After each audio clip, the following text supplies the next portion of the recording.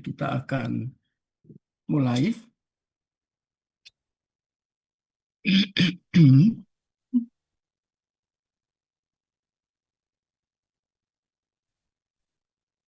Saya pampangkan PPT-nya. Ya.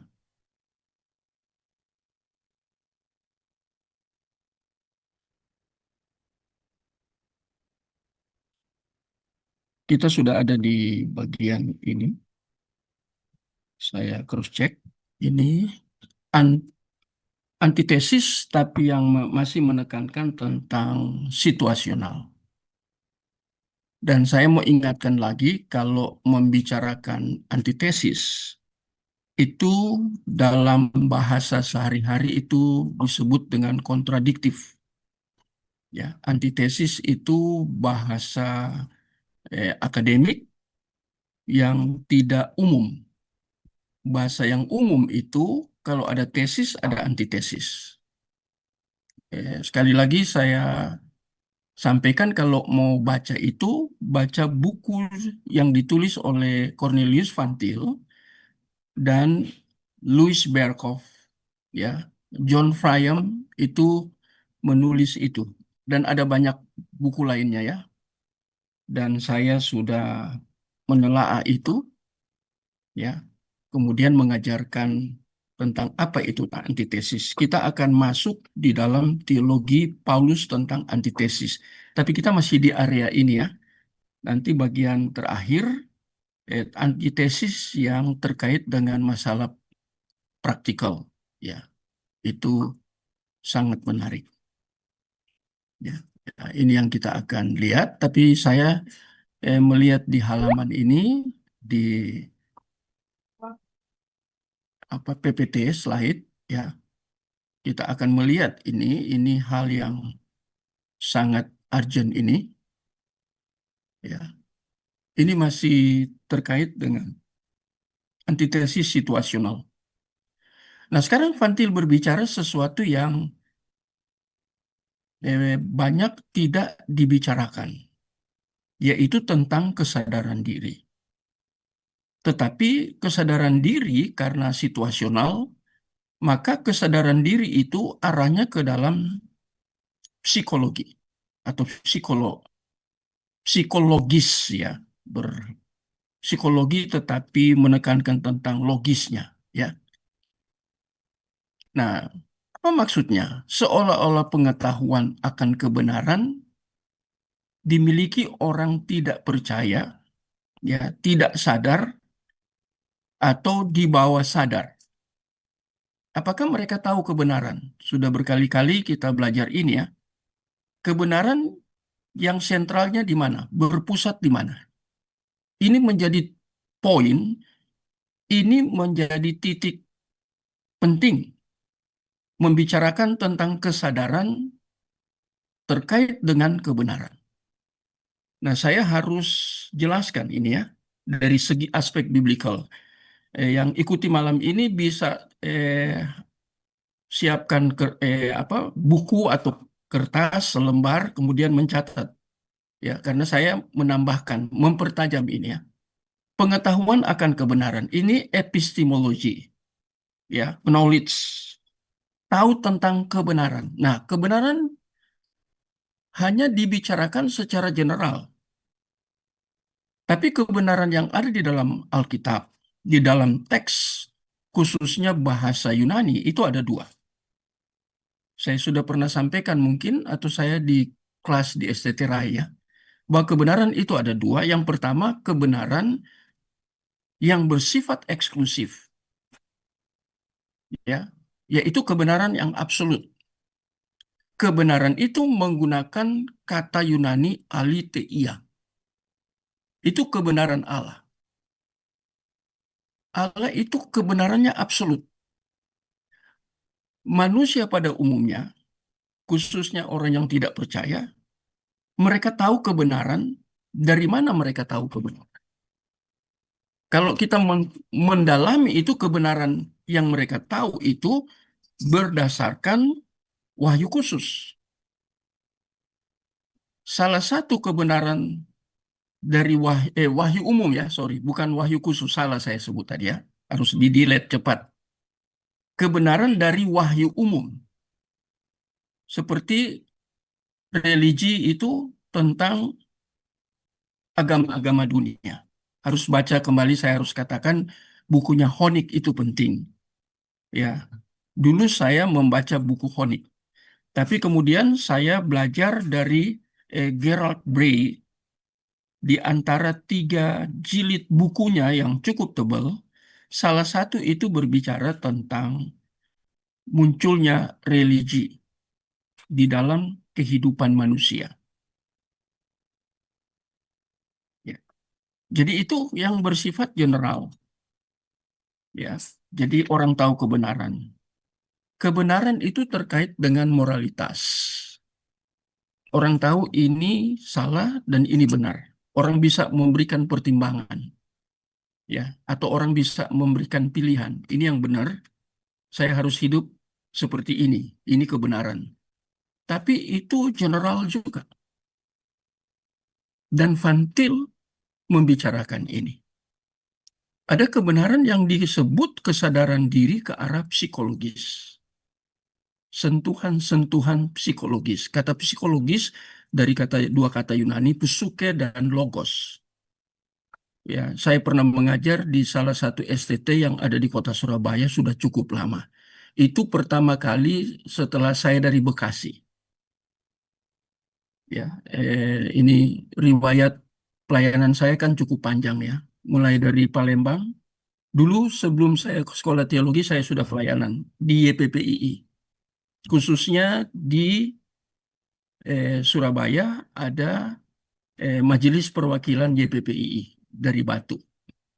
Saya mengajar di situ, saya pelayanan di situ diminta, tapi semua yang akan pelayanan itu di 100 persekutuan doa di kota Surabaya, itu 100 lebih persekutuan doa di bawah binaan YPPI.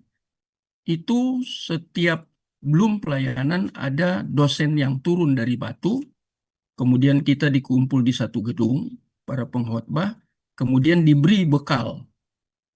Ya, bagian-bagian yang kita bahas semua sama, tapi diberi bekal.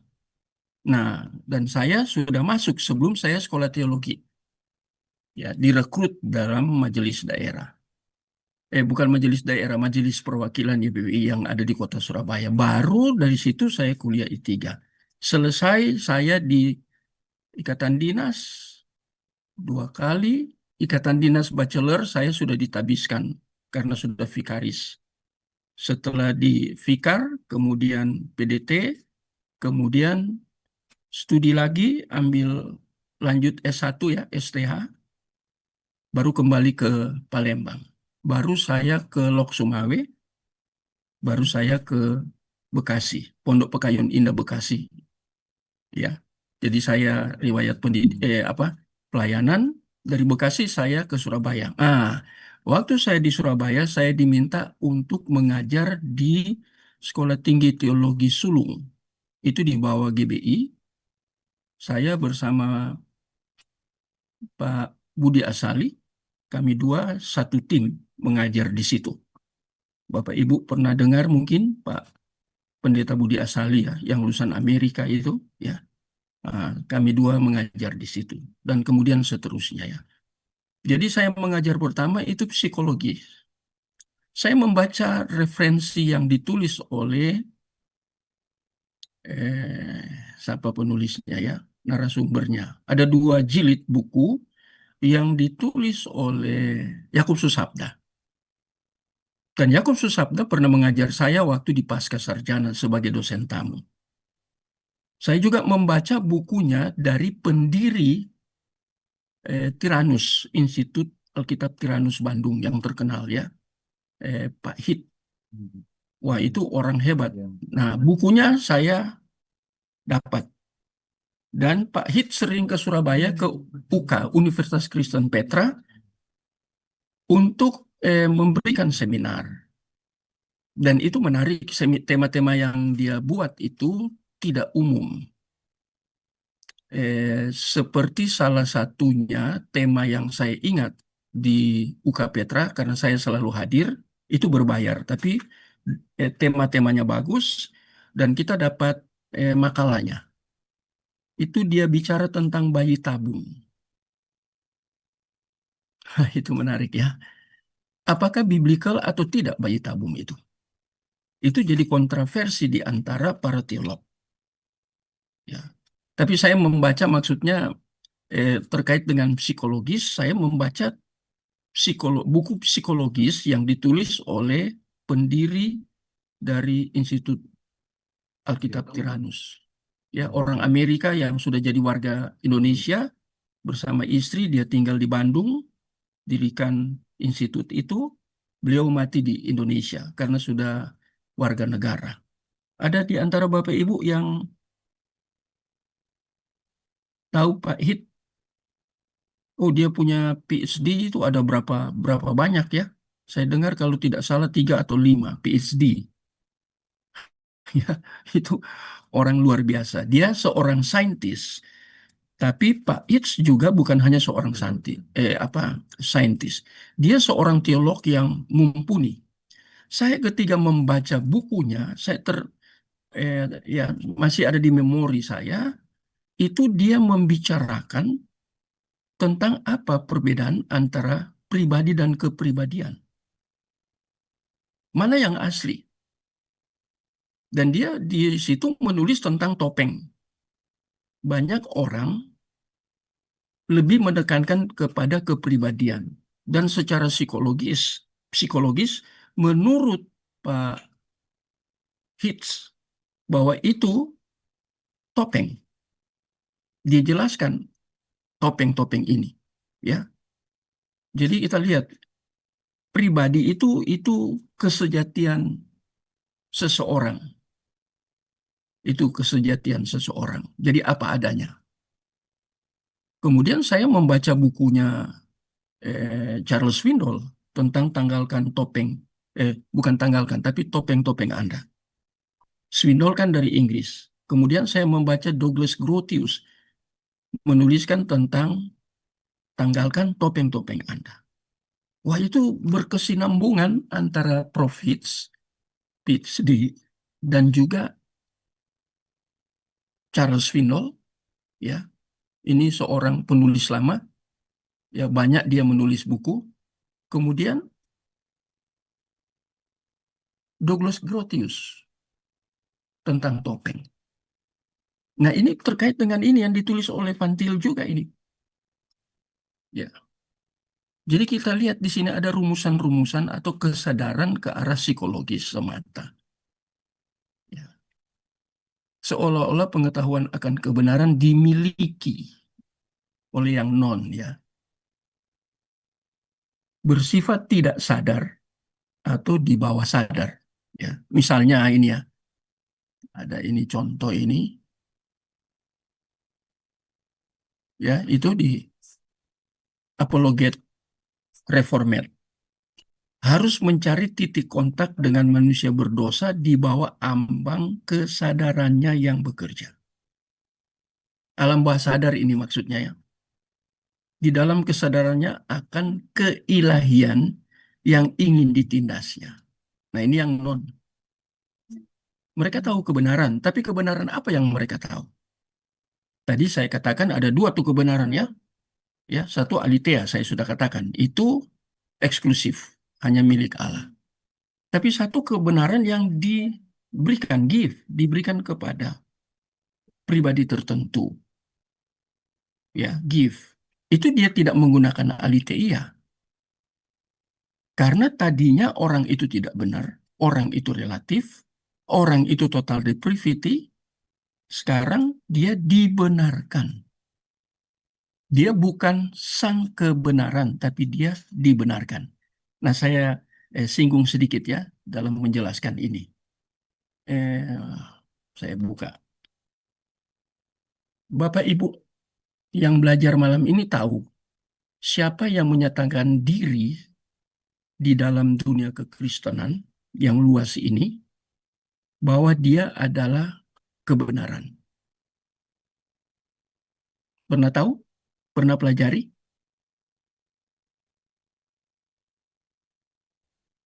Ada yang katakan itu. Siapa itu? Yesus. Ye- Oh Yesus, enggak, Bang. pasti Yesus, kalau Pak. di luar Yesus. Ada yang lain.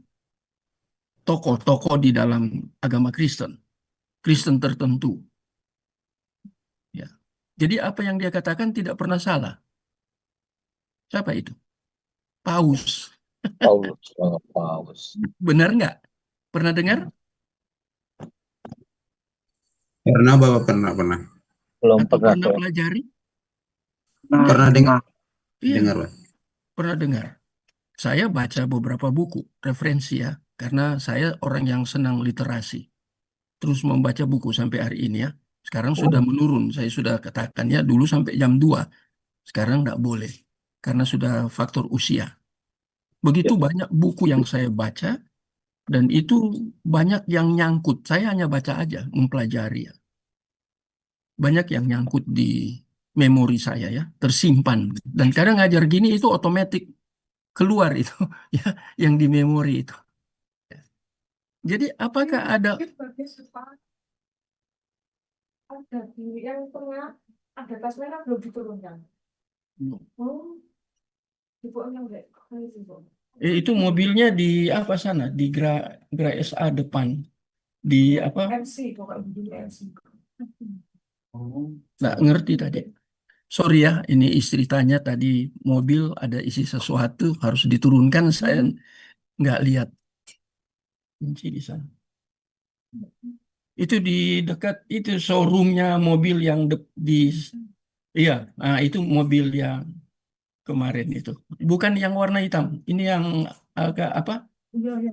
Tahu ya. Iya. Nah, jadi kita teruskan ya. Ini tentang masalah kebenaran. Tadi diberikan gift. Jadi tadinya tidak benar. Itu yang disebut dengan kasih karunia. Ada kasih itu kemudian karunia ya. Karunia itu kan karis dari bahasa Yunani. Kasih juga Bapak Ibu harus pelajari di dalam teks asli apakah kasih itu eh, ada berapa macam kasih di dalam teks Yunani. Dan kalau itu berasal dari God, itu kasih apa? Itu kan yang disebut oleh beberapa di dalam dictionary, termasuk saya membaca Find yang dictionary ya, itu abjad-abjad, apa bukan abjad ya, kata-kata dalam bahasa Ibrani dan Yunani itu ada W.E. Find menulis itu. Karena saya orang bahasa, maka saya mempelajari. Saya punya dictionary ada beberapa macam, ya, ada Find, ada Strong, ya, ada beberapa macam dictionary. Ya, dan saya selalu mendalami perkata ya. Jadi ada di kalau di Find ada kata Ibrani, ada kata Yunani di situ. Ya dijelaskan semua. Ya. Itu cukup tebal bukunya ya. Saya punya buku itu hilang karena saya pernah meminjamkan buku ke STT yang ada di kota Surabaya. Itu STTAW, mereka ketika mau akreditasi, mereka minta buku-buku saya dan saya bawa ke kampus. Wah, itu beberapa buku hilang, termasuk yang fine. Itu cukup kalau sekarang udah mahal ya, mungkin sekitar 800.000. Hanya satu buku, tapi itu buku penting, ya. Nah, ini contoh. Nah, jadi kebenaran yang mana yang dimaksud? Pengetahuan akan kebenaran yang dimiliki oleh orang yang tidak percaya, ya, bersifat sadar atau di bawah sadar. Pengetahuan mereka. Tapi yang kebenaran tadi di kayu sune itu hanya untuk orang pilihan. Kita di Daskalia ini sudah selesai kan Pak Anton tahu ya, Krie tahu yang sudah ikut lama bahwa kita sudah selesai membahas tentang predestinasi, tentang the providence of God. Kita sudah selesaikan semua itu dalam berapa belas kali pertemuan. Biasanya saya dalam satu tema yang dibahas itu 9 kali pertemuan aja. Tapi begitu masuk di predestinate dengan the providence of God, itu luas sekali. Sangat luas. Sehingga itu harus bisa 17 apa 19, saya lupa ya. Pak Anton yang lebih tahu dari saya. Pak Anton ini, waduh, luar biasa ya. Pak Anton semua yang mengerjakan itu, yang menyiapkan menyiapkan semua yang kita ikuti ya lewat PPT ini itu semua Pak Anton ya. Kemudian membagi itu Pak Anton yang kerja. Ya puji Tuhan ada Tuhan pakai Pak Anton ya. Ya saya harus secara pribadi sangat amat berterima kasih ada Pak Anton. Ya, dulu saya kerjakan sendiri itu dari 2019 ya. Kemudian ada Ko David dari Bandung bantu. Sekarang semua Pak Anton yang kerjakan. Dari 2019 saya sudah buka ini pengajaran ini ya. Jadi sudah berapa tahun ya? 2019 ini 2026. Bapak Ibu hitung sendiri. 5 tahun saya sudah buka ini. Ya, tema-tema banyak sekali saya sudah ajarkan ya. Nah, sekarang kita kembali ke kebenaran. Nah, bagaimana dengan kebenaran yang bersifat psikologi? Itu dari wahyu umum. Ada orang yang anti psikologi. Termasuk di kalangan reform, ada yang terbuka terhadap psikologi, tetapi ada yang tidak mau psikologi. Hanya Alkitab saja. Nah, ini kan jadi perdebatan yang sangat menarik tentang psikologi. Saya orang yang open terhadap psikologi. Saya sendiri mengajar, tadi saya katakan, ke STT Sulung.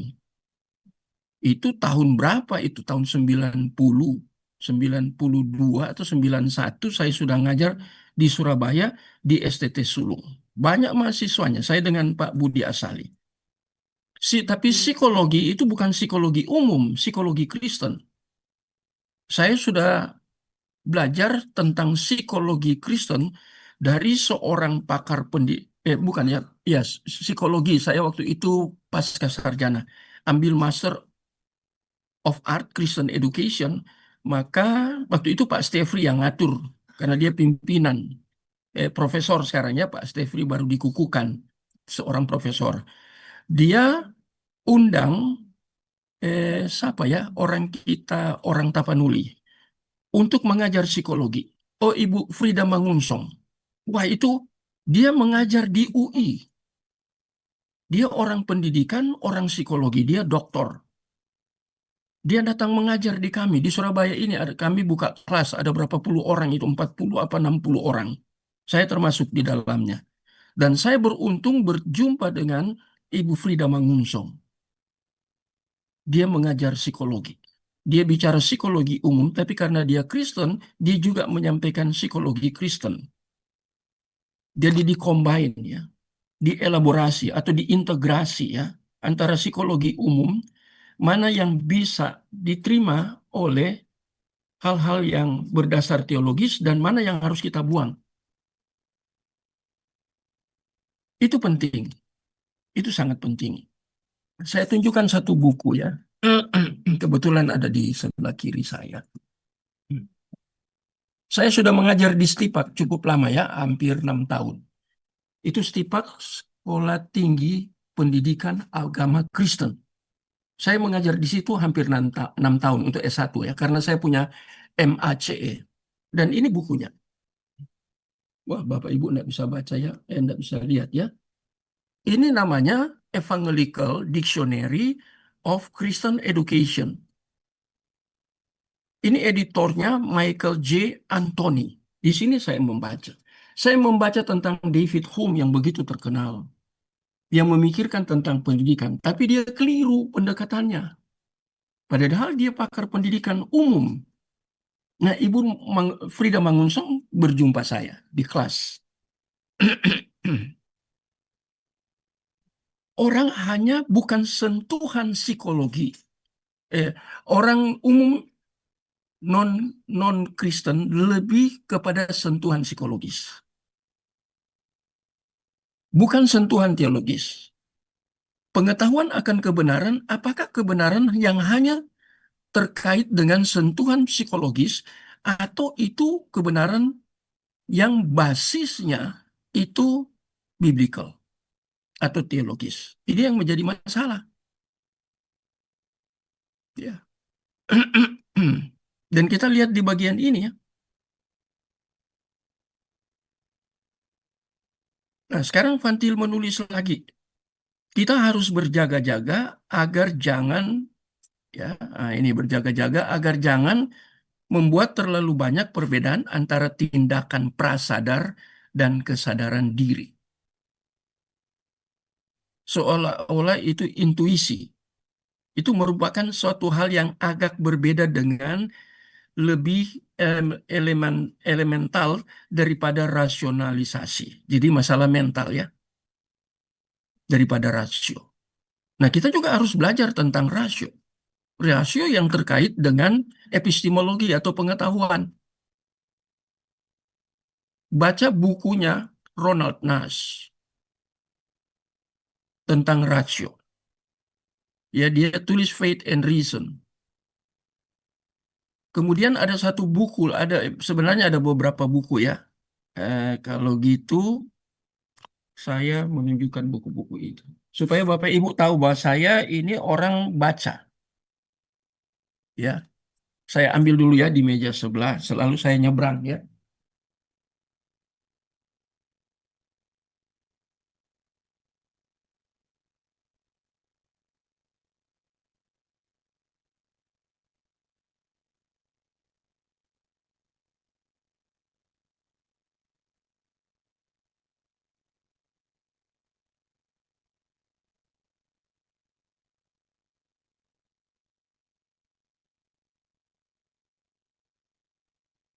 Ya. Semua materi-materi ini dan apa yang saya sampaikan dalam pembelajaran kita, tadi saya sudah menunjukkan tentang Evangelical Dictionary Christian Education. Tadi saya bicara tentang Antil. Ini yang Foundation of Christian Education. Bukunya tipis kok. Kemudian ini rasio bagi iman. Ini filsafat melayani teologi. Sudah tahu? Ini bukunya ditulis oleh Morellon. Kasih Allah, kasihilah Allahmu dengan segenap akal budimu. Ini hukum utama dan pertama ya, yang Yesus ajarkan. Ini terkait dengan kasih Allah, tapi dengan akal budi, nous. Banyak orang Kristen tidak mau belajar serius.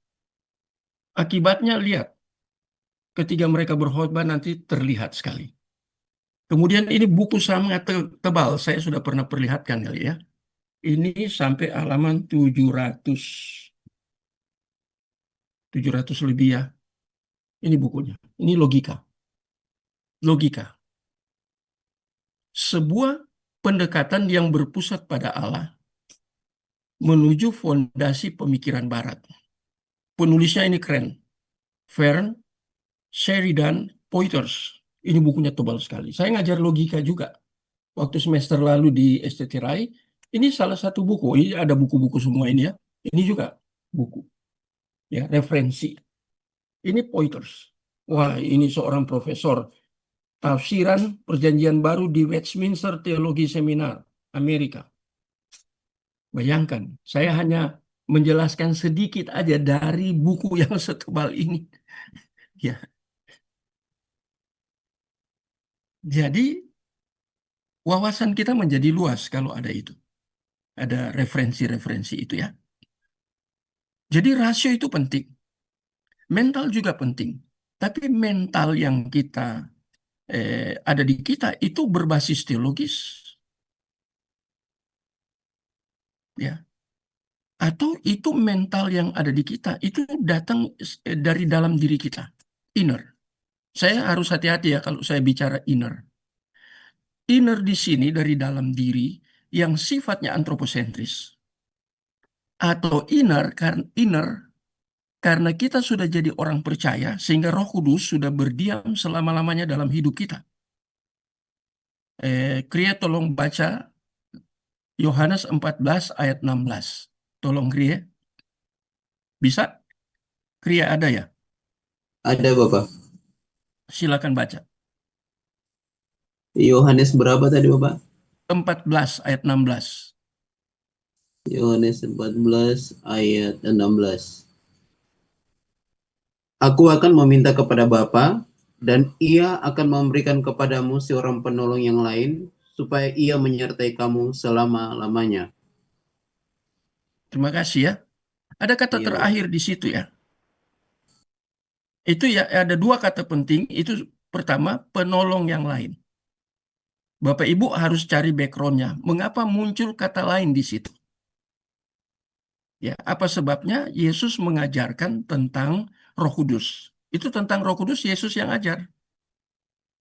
Ya, kepada para murid secara spesial, yaitu mereka yang dipilih, dipanggil, ditetapkan untuk menjadi muridnya. Nah, Yesus mengajar tentang penolong yang lain, Parakletos. Tapi ada lain di situ, Ekeinos bahasa Yunaninya. Mengapa dia katakan yang lain? Berarti ada penolong lagi yang lain selain dari Roh Kudus. Siapa penolong itu? Itu harus diteliti, penyelidikan firman Tuhan. Itu penolong itu yang pertama, yaitu Yesus sendiri penolong.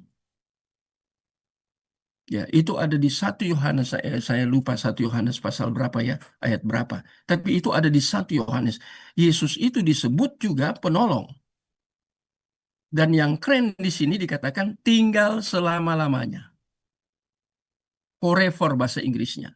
Di dalam teks eh, Alkitab yang ada di saya itu linguistik ya, yang key Greek New Testament itu dari Matius sampai Wahyu, semua bahasa Yunani Inggris. Saya punya itu warnanya hitam ya, Alkitab itu nggak ada bahasa Indonesia, semua Yunani Inggris, Yunani Inggris, Yunani Inggris. Dan saya sudah cek.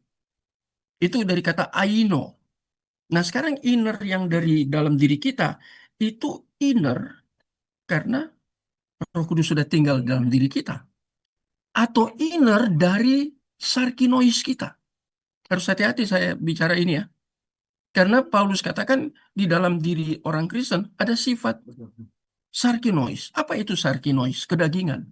Dan itu pergumulan seumur hidup. Atau kalau kata pergumulan itu dari kata Yunani agon, ya, kata kerja. Agonisomai itu kata benda.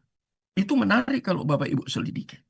Saya sudah seminarkan itu di beberapa tempat waktu saya jadi pengurus sinode di Jakarta ya. Di GKRI saya sudah ke Bogor, sudah ke Jogja, sudah ke Semarang, ya, ke Jakarta, membahas tentang apa pergumulan orang yang sudah di dalam Kristus, in Christ. Apa pergumulannya seumur hidup? Ada dua pergumulan. Dan saya sudah pernah sampaikan, tapi saya tidak bosan untuk sampaikan lagi. Yaitu dari dalam dirinya sendiri, itu disebut sarkinois, dari dalam dirinya. Jadi di dalam dirinya, yaitu ada keinginan, ada apa ya, sifat yang dibuahi oleh kedagingan. Itu sarkinois kan bahasa Yunani. Tetapi ada yang dari luar. Itu psikikos, itu dari luar. Kita dipengaruhi dari luar. Ya, apakah itu budaya? Apakah itu di dalam kehidupan sosial? Nah, umpamanya kita bergaul dengan orang peminum, bisa-bisa kita jadi peminum. Ya, dan ada macam-macam hal-hal praktikal. Ya, itu psikikos. Tapi ada yang sarkinois. Jadi ada dua. Itulah makanya dikatakan oleh Paulus kita bisa mendukakan Roh Kudus. Bukan Roh Kudus tinggalkan kita. Nggak ada setelah di PB Roh Kudus sudah berdiam selama-lamanya. Nggak ada satu kata bahwa ketika kita jatuh dalam kedagingan atau kita dipengaruhi oleh dunia, oleh kosmos atau kosmogoni ini, kemudian Roh Kudusnya tinggalkan kita. Nggak ada. Dia sudah tinggal selama-lamanya. Kita hanya mendukakan Roh Kudus. Sayangnya bukunya saya masih ketik ya. Banyak hal yang saya pikirkan dan saya lagi buat buku tentang soteriologi yang subjektif bukan objektif. Belum selesai ya bukunya. Jadi kita lihat di sini. Siapa yang mempengaruhi? Ya, mentalitas kita elemental. Siapa yang pengaruh?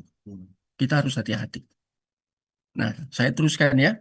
Nah, sekarang kerusakan dan anugerah umum. Nah, ini the privity dan anugerah umum.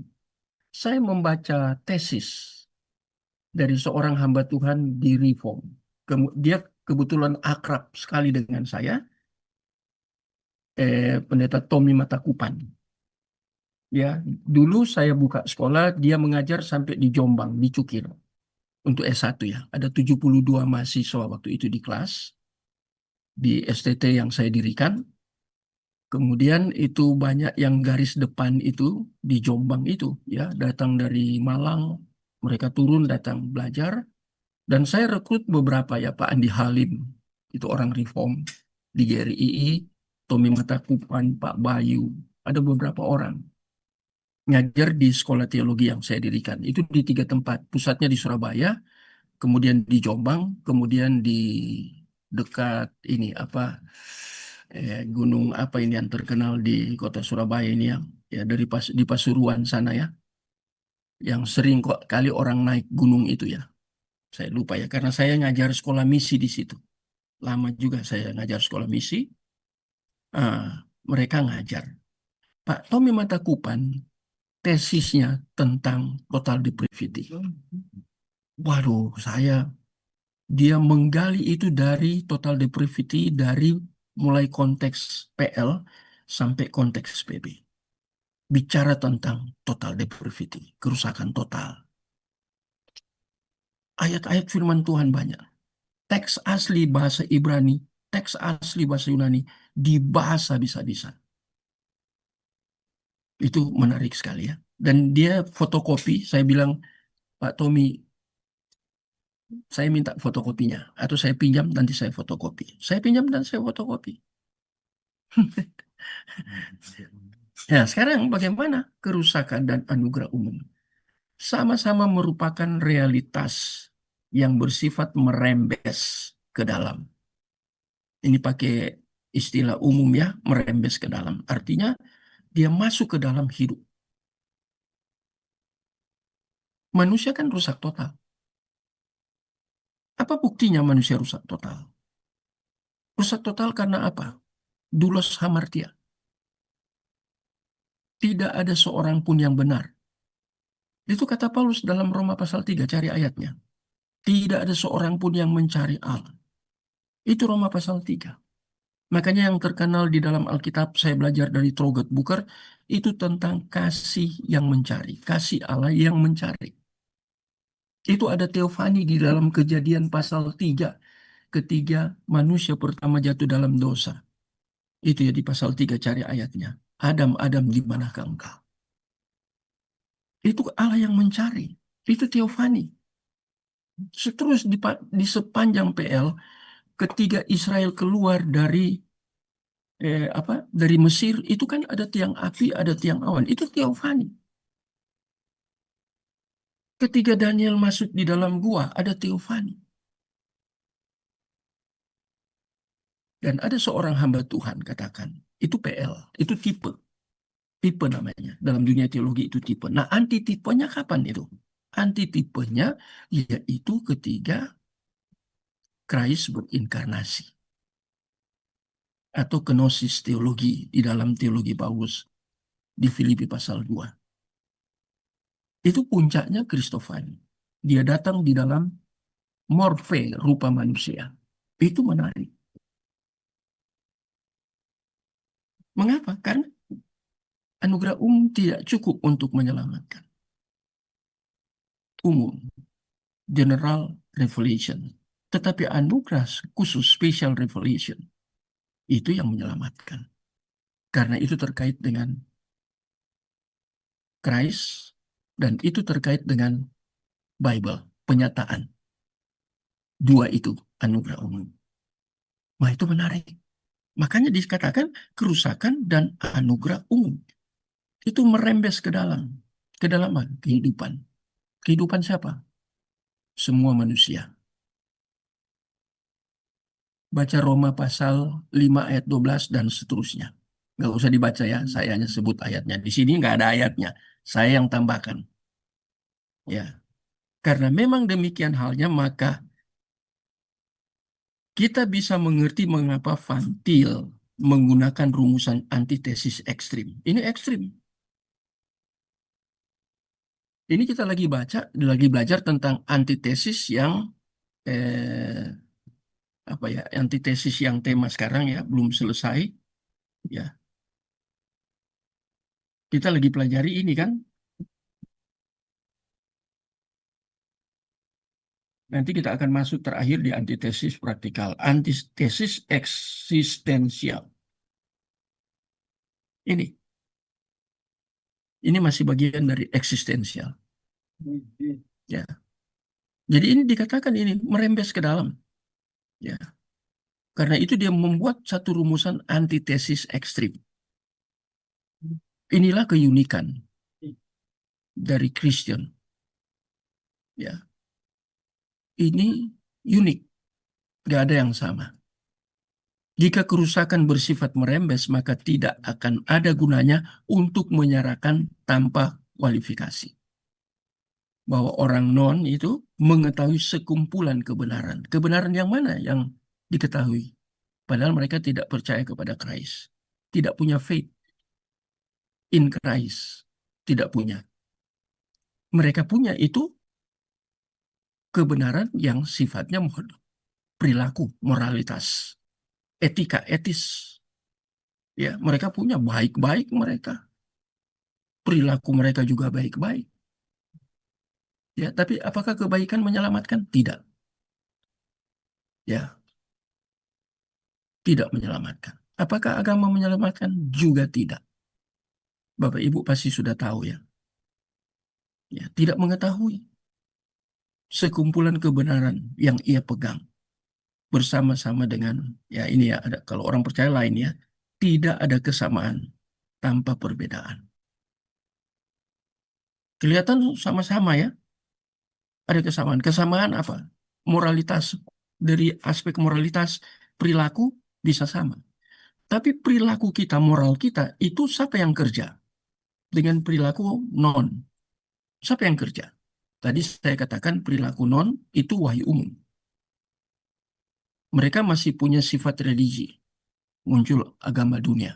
Itu ditulis oleh Gerald Bray. Ya, saya tunjukkan lagi. Saya senang nunjuk buku ya. Ini bukan promosi supaya Bapak Ibu beli. Ya, ada 3 jilid. Ya, saya buka. Nah ini. Ya, Gerald Bray. Ini bukunya tebal banget nih, Bang. Ini ada berapa ratus halaman.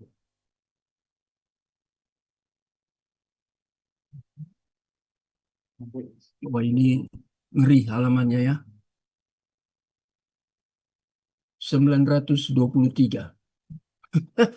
Ini 923. Ada lagi, ada satu tapi di meja sebelah ya. Di dekat saya ada, ini 2. Ya, Gerard Bray. Dua-dua Gerard Bray. Punya ya. Tadi saya sudah tunjukkan ya. Nah, sama-sama penulisnya ya. Gerald Bray. Ada 2. Supaya Bapak Ibu tahu bahwa saya jadi dosen bukunya nggak sedikit. Seabrek. Ini yang di luar ya, yang di tempat saya ngajar sekarang ya ada 2 meja. Ini mejanya cukup besar ya. Krie sudah tahu karena Krie pernah tinggal di rumah. Ya, belum yang di lemari. Bukan lemari ya, di kamar ya. Di buku. Dan saya terus datang buku baru ya, rata-rata dari Amerika. Ya, nah, jadi kita lihat di sini ya, makin menarik, makin kita belajar. Ya, saya teruskan ke bawah. Nah ini,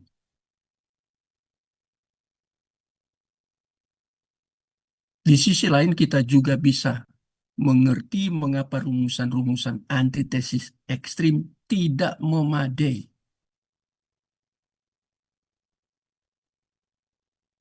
Apa maksudnya tidak memadai? Tanpa kualifikasi yang mencukupi. Ada 3 poin dikatakan antitesis ekstrim ini ya. Pertama-tama, rumusan-rumusan antitesis ekstrim menganggap orang non secara harfiah membuat kesalahan dalam setiap pernyataan yang dibuatnya. Nah, kesalahan ini diukur dari mana? Wahyu umum atau wahyu khusus? Wahyu khusus. Seperti yang telah kita lihat. Kerusakan tidak otomatis bekerja seperti itu. kerusakan bekerja dengan berbagai macam, yang total depravity ya.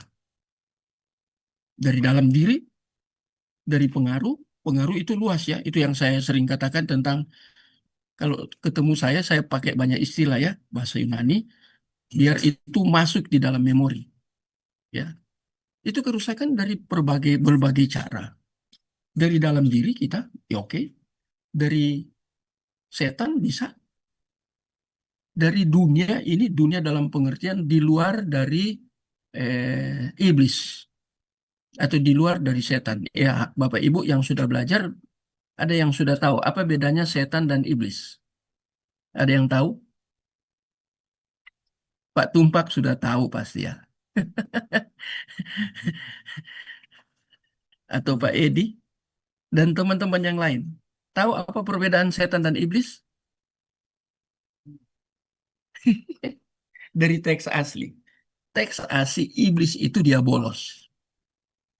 Kata dia bolos itu adjektif, kata sifat. Jadi yang ditekankan sifatnya dia bolos. Kalau kata setan itu dari kata Yunani satan, itu artinya musuh. Saya orang dictionary, saya cek semua per kata. Artinya musuh itu punya sifat. Itu bukan bicarakan dua pribadi. Satu pribadi yang di dalamnya ada sifat. Yaitu menipu, ya, berbohong, membohongi, ya. Ada banyak sifatnya ya kalau bicara tentang dia bolos. Satan itu musuh. Musuhnya siapa? Musuhnya Allah. Karena dia berontak. Ya itu lihat di Wahyu itu ya. Di mana dia berontak. Harus belajar tentang satanism. Ya, harus belajar tentang setan. Bagaimana setan itu dikaitkan dengan malaikat. Wah, itu menarik. Harus dipelajari juga itu. Ya. Nah, saya kembali ke sini ya. Nah, ini masih bicara kerusakan. Ya. Kadang kerusakan membawa orang non itu untuk secara harafiah menyangkal ajaran-ajaran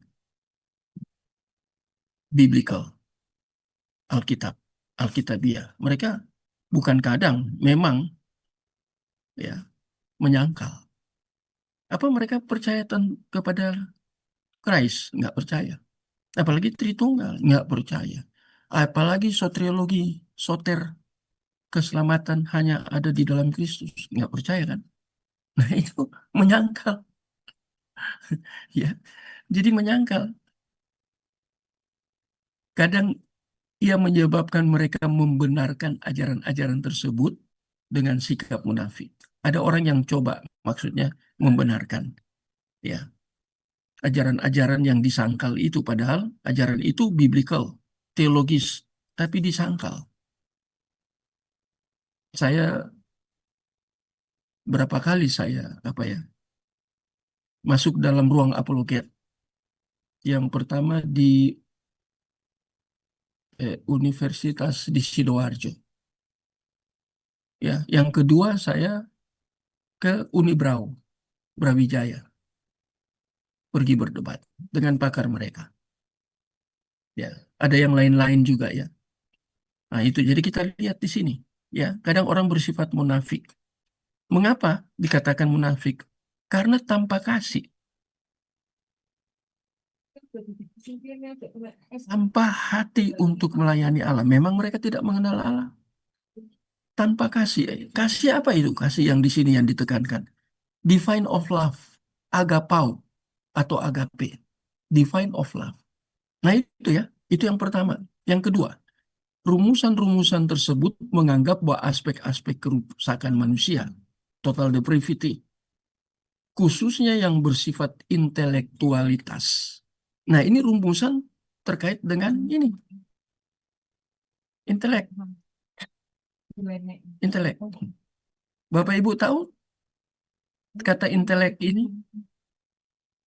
Saya sering kali menjelaskan, tapi saya harus berulang-ulang supaya Bapak Ibu yang belajar bersama saya ini masuk di dalam memori, ingatan. Semua manusia punya pikiran, knows, punya. Tapi hanya yang dipilih yang pikirannya dibaharui dari hari ke hari. Iya kan? Itu Paulus, Roma 12 ayat yang kedua. Dan ada juga di 1 Korintus ya. Dibaharui dari hari ke hari. Siapa yang baru? Roh Kudus. Yang sudah tinggal di dalam, inner. Dia bekerja dalam pikiran. Untuk buat pembaharuan. Untuk kita mengerti firman Tuhan. Roh Kudus tidak berikan lagi theopneustos, diilhamkan. Tidak. Sudah selesai. Kanonisasi sudah selesai. Tidak ada seorang pun dapat lagi ilham. Theopneustos bahasa Yunaninya. 2 Timotius 3 ayat 16. Yang kita dapat dan harus gunakan yaitu bukan theopneustos, tapi potiso. Dalam bahasa Inggris itu illumination, iluminasi, penerangan hati dari dalam. Kadang orang nggak bisa bedakan ya. Saya sering dengar dari mimbar-mimbar di gereja orang, oh hamba Tuhan lah, saya tadi malam dapat ilham. Ya. Alkitab sudah tutup, kanon sudah tutup, kanon tertutup, nggak boleh ditambahkan. Kok bisa? Fungsi dari potiso ketika kita mempelajari Bible buat penelitian untuk interpretasi atau penafsiran kita kan harus teliti baik-baik. Nah, itu kita harus dikuasai oleh Roh Kudus, dipenuhi oleh Roh Kudus. Dan waktu kita dipenuhi Roh Kudus, dia menolong kita memberikan illumination, iluminasi atau bahasa Yunaninya potiso, penerangan terhadap pikiran kita untuk mengerti. Terlalu banyak istilah yang digunakan di mimbar-mimbar, tapi tidak tepat, tidak biblikal. Terbalik-balik malah.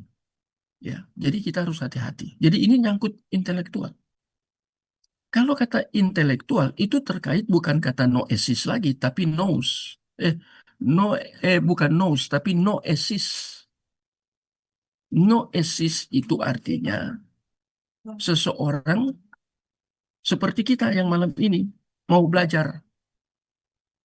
Sehingga kita memiliki intelektual spiritual. Ya, intelektual mengerti tentang kebenaran firman lebih dalam lagi. Karena kita belajar seperti ini, belajar khusus. Itu noesis. Yang terakhir itu terkait dengan pikiran yaitu proneo. Proneo itu artinya apa yang kita mengerti kita harus implementasikan di dalam kehidupan sehari-hari. Jadi bukan hanya teoritis, tetapi kalau kita seorang intelektual, kita harus menerapkan apa yang kita sudah peroleh pemahamannya. Ya, kalau mau lihat itu kembali saya katakan ya, mengapa saya buat disertasi dari Esra 7 ayat 10? Karena menarik. Esra ahli kitab. Saya ambil dari PL, tapi waktu saya tulis disertasinya penuh dengan bahasa Ibrani dan bahasa Inggris, bahasa Indonesia. Itu disertasi saya itu. Ya. Esra 7 ayat 10. Esra bertekad untuk meneliti Taurat Tuhan. Yang kedua, melakukan Taurat Tuhan. Yang ketiga, mengajarkan Taurat Tuhan. Hanya 3 poin itu jadi disertasi. Dikembangkan 3 poin itu ya. Karena Esra pada zaman itu kan dia ahli kitab. Mengapa dia jadi ahli kitab? Karena dia buat penelitian. Hamba Tuhan sekarang udah malas mau teliti. Ya, lantas di atas mimbar berdoa supaya Roh Kudus menolong. Lah, saya pernah ngomong di satu acara ya, hamba-hamba Tuhan. Kemudian saya katakan dengan tegas, jangan kita membuat Roh Kudus jadi babunya kita. Apa artinya? Kita nggak mau belajar. Tugas kita kan harus belajar. Matetes, seumur hidup. Belajar terus, jangan berhenti. Waktu belajar itu kita menyerahkan diri kepada Roh Kudus supaya dia memimpin kita memberikan illumination tadi. Potiso. Tapi kita tidak mau belajar, kita mau cari gampang, kita berdoa saat kelihatannya rohani ya. Padahal tidak rohani belas itu. Wah, saya sampaikan di kalangan hamba Tuhan yang satu kali ya dalam seminar, itu ada beberapa yang protes ke saya. Waktu selesai acara kan harus salam-salaman. Itu ada beberapa orang yang protes. Saya bilang itu buktinya Anda malas mau belajar. Itu tugas Anda. Tuhan sudah siapkan firman Tuhan tertulis grafe untuk dipelajari. Tapi waktu dipelajari harus tetap bersandar pada Roh Kudus. Marah-marah mereka. Saya tidak pusing mereka mau marah atau tidak.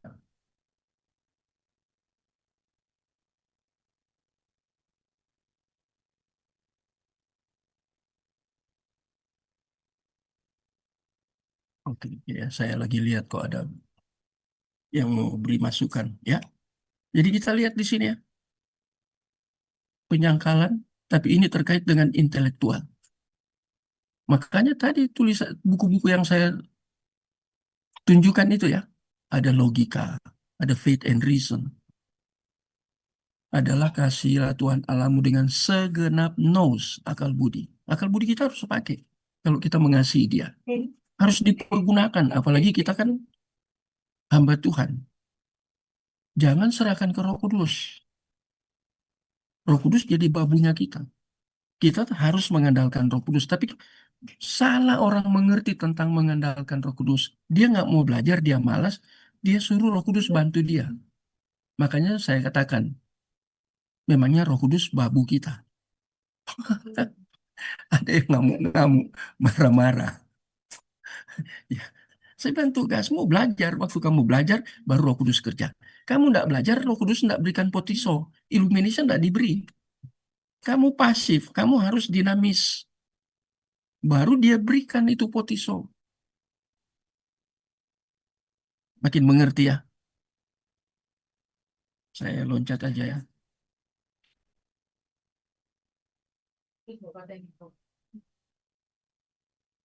Ini macet ini. Saya harus macet ini. Keren, kok macet kayak kemarin?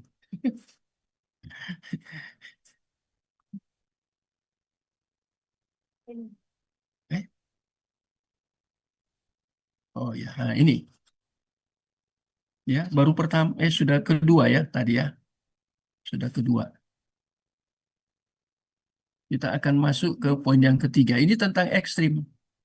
Ya, antitesis yang sifatnya ekstrim. Ya, sekarang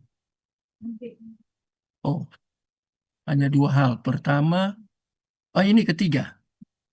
Ketiga itu penyangkalan. Ya.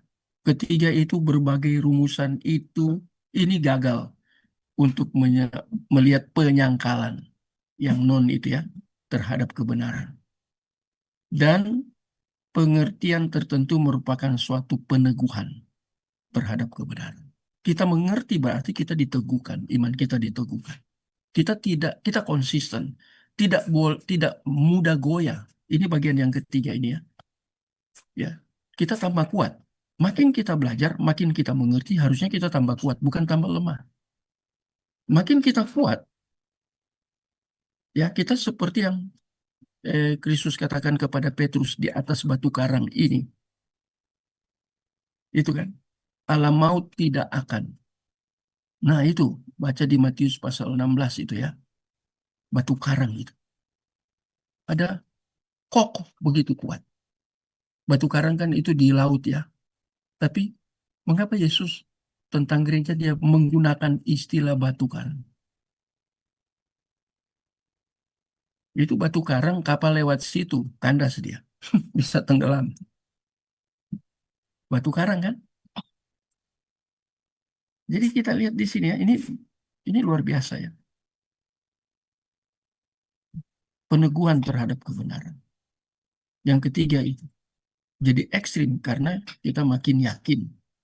Kita makin percaya, kita makin imani. Itu makin kokoh itu. Ya. Saya sekarang loncat ke poin baru. Ya, sekarang ini rumusan. Ini salah tulis ya. Ini harusnya praktikal. Ya, jadi ini yang bagian terakhir. Ada 5 poin kalau tidak salah ya. Ini bagian kelima.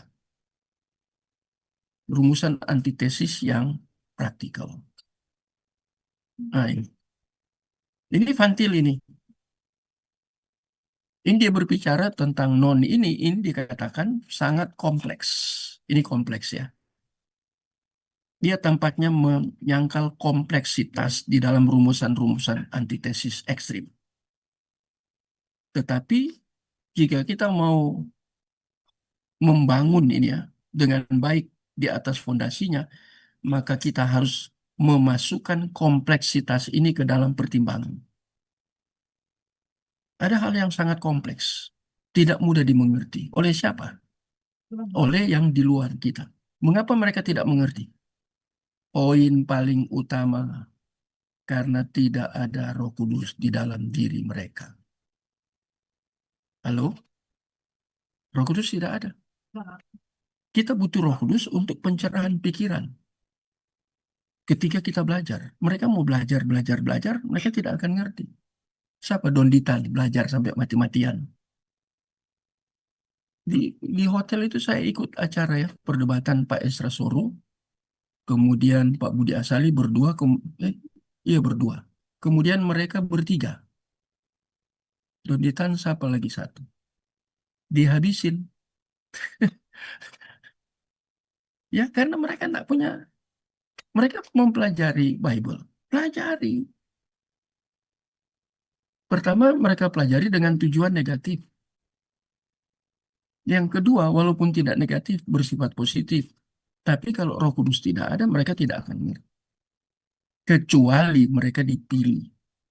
Dan dalam waktu Kairos, waktu Tuhan yang kita tidak tahu, hanya Tuhan yang tahu, mereka dijamah.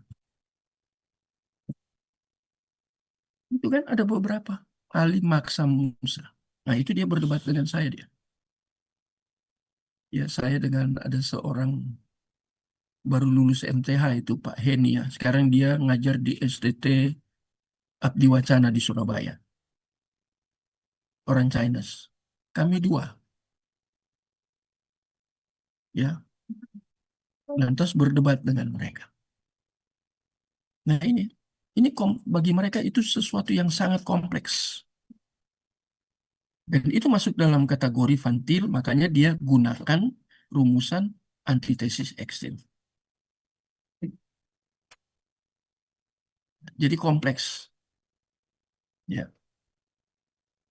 Dengan menyimpan kompleksitas ini dalam pikiran mereka. Kacau kompleksnya. Bagaimana kita mempersiapkan diri secara praktis bagi perjumpaan-perjumpaan apologet. Tugas kita ini, apa yang seharusnya kita harapkan dari yang non? Ketika terjadi apologet, Fantil ini kan karena dia pakar sistematika, maka apologetnya bagus.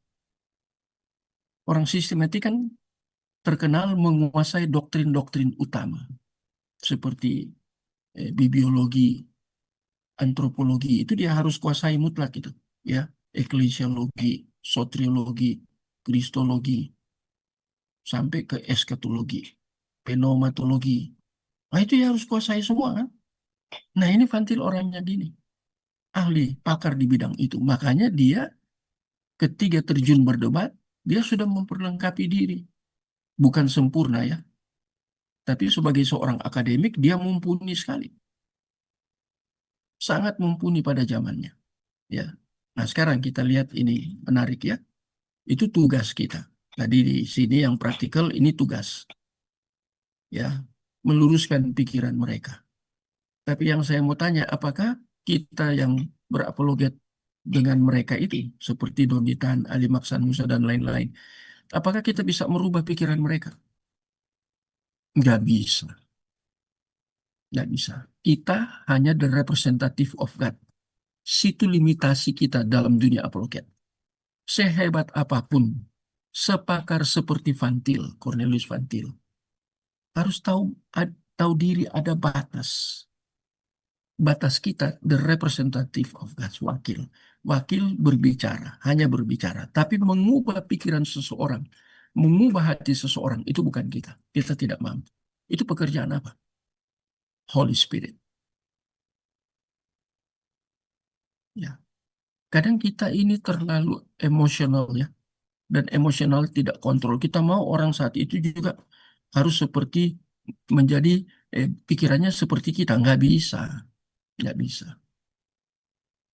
Ya, ada kairos waktu ketika dalam dunia apologet orang bisa berubah. Lihat si Paulus contohnya, ya dari Saulus, ya dia harus melalui satu proses baru dia menjadi Paulus. Siapa yang kerja untuk merubah dia? Itu kisah 9 itu. Saulus, Saulus, mengapa engkau menganiaya aku? Itu yang ubah. Kehidupan Paulus langsung berubah total. Sangat radikal. Dari Saulus menjadi Paulus. Apa artinya Saulus? Saulus itu artinya the big, besar. Besar karena apa? The big itu ya, bahasa Inggrisnya. Besar karena apa? Dia seorang tokoh. Tokoh yang paling muda di Sanhedrin. Dan dia sangat-sangat mumpuni dari segi intelektual. Saulus. Tapi begitu dia menjadi Paulus, Paulus itu apa? Small. Artinya Paulus dalam bahasa Inggris, kecil. Karena yang makin besar di dalam dirinya, yaitu siapa? Christ. Itu terlihat dalam Galatia 2 ayat 20. Namun bukan aku lagi yang hidup. Nah itu kan Galatia 20, bukan dia. Dia masih hidup, tetapi artinya yang menguasai dia bukan dirinya. Kan Bapak Ibu sudah tahu ya Galatia 2 ayat 20 itu tuh. Nah ini. Nah sekarang kita lihat Frame. Frame mempertanyakan pernyataan Van Til sebelumnya. Ini Frame ini saya sudah katakan di awal-awal ya. Ini mahasiswanya Cornelius Van Til. John Frame. Ya. Nah sekarang dikatakan bahwa kita bisa memperkirakan bagaimana yang non akan menanggapi suatu tantangan apologet. Contohnya ini tentang apa? Bukti kebangkitan menjadi suatu skema yang naturalistik. Padahal kebangkitan itu naturalistik, alamiah, atau kebangkitan itu masalah teologis. Ketika saya berdebat dengan tokoh-tokoh itu ya, di dua tempat itu, khusus tentang kelahiran Christ, ya, mereka bicarakan tentang biologis. Saya bilang itu bukan biologis, itu teologis. Mereka bingung. Apalagi saya debat dengan orang-orang seperti itu. Saya sering menggunakan kata-kata yang nilai akademisnya cukup tinggi. Ya, saya katakan epistemologi Anda tidak cukup karena Anda tidak bisa bedakan antara teologis dan biologis. Kristus dilahirkan dari seorang perawan. Itu tidak natural. Tidak natural. Ini kelahiran, apalagi kebangkitan. Manusia kalau mati ya habis, selesai. Itu natural alamiah, tapi ini kok bangkit? Ya. Jadi mereka hanya lihat dari sisi naturalistik. Ya, Prime yakin sudah jelas sekarang bahwa tidak ada pemikiran seperti itu yang dimungkinkan untuk percaya atau mungkin tidak membalikan kebenaran seperti itu. Jadi mereka hanya lihat dari aspek natural aja. Mereka berpikir gini, mana boleh Allah jadi manusia? Loh, Allah jadi manusia boleh nggak? Bisa nggak? Namanya Allah. Dia mau jadi kursi, mau jadi buku, mau jadi... Mampu dia nggak? Mampu. Nah sekarang jadi pertanyaan, mengapa Allah ambil rupa manusia? Itu inkarnasi ya. Atau gnosis teologi, mengosongkan diri. Dari Paulus dalam Filipi. Mengapa dia harus jadi manusia? Atau menjadi Adam akhir atau Adam kedua? Di dalam 1 Korintus 15. Mengapa? Dia tidak jadi pohon. Karena ini terkait dengan soter, penebusan. Mana boleh dia datang untuk tebus ciptaan burung, ya binatang, atau tumbuh-tumbuhan, atau kosmos dunia ya, planet atau kan enggak. Ciptaan yang terbaik itu manusia. Apa buktinya? Serupa segambar. Imago Dei. Apa buktinya? Mazmur pasal 8 kata manusia diciptakan hampir sama seperti Allah. Mirip. Nggak ada yang lain. Malaikat itu nggak pernah disebut seperti itu. Ya, tapi malaikat dengan manusia kan beda. Dia metafisis. Kita ada fisiknya. Nah sekarang dia berinkarnasi. Mampu nggak? Mampu. Untuk siapa dia berinkarnasi? Untuk manusia. Itu aja mereka nggak bisa. Otak nggak nyampe. Ini masalah teologis, bukan naturalis. Ya, makanya ya, atau mungkin tidak membalikan kebenaran seperti itu. Dia mungkin mengakui ya bahwa Yesus bangkit, tetapi melakukan hal ini dengan munafik atau dengan kebencian kepada Allah. Hanya lip service maksudnya. Yang telah menang atas Tuhannya. Tuhan mereka siapa? Ini tadi saya bilang simbolis. Mereka didustai. Simbolis kan adjektif tuh. Dia bolos. Kadang orang katakan simbolis. Kan punya sifat itu membalikan kebenaran. Itu sifat siapa? Siapa yang kerja di balik statement mereka? Kalau di balik statement kita itu berdasarkan Roh Kudus yang bekerja dan firman Tuhan yang tertulis, itu jelas. Tapi di mereka siapa? Sehingga mereka menyangkal. Ya ini, dia bolos.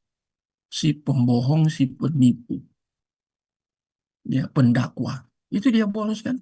Dari teks Yunaninya ya, dia bolos. Itu yang jadi tuan mereka. Nah, makanya dia bolos itu kebencian kepada Allah. Kalau kebencian ini musuh kan?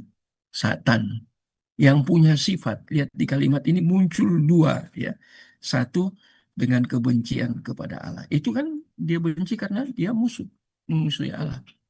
Kemudian tuan mereka itu disebut iblis, dia bolos. Artinya dia bolos ini, kata sifat, adjektif ini menipu mereka. Ya, ini adalah alternatif di dalam lingkaran anugerah umum. Kita juga harus mengenal bahwa anugerah khusus mungkin campur tangan dan mempergunakan penyajian bukti-bukti seperti ini untuk membawa orang kepada pertobatan. Ya, paling nesia. Saya pernah diundang SMEA, dulu SMEA ya, sekarang SMK. Di Surabaya, mereka retreat 3 hari. Saya pembicara tunggal di mereka. Waktu mereka retreat. Saya berbicara tentang pentingnya pertobatan. Ada berapa sih istilah pertobatan dalam teks Yunani? Nah, itu harus diselidiki. Saya menekankan tentang palinnesia. Palinnesia itu artinya apa? Berbalik 180 derajat. Total itu total dari derajat itu kan 360. Palinnesia itu artinya kita ketika berbalik ya. Tadinya menghadap ke depan, kita balik putar menghadap ke belakang. Palinnesia.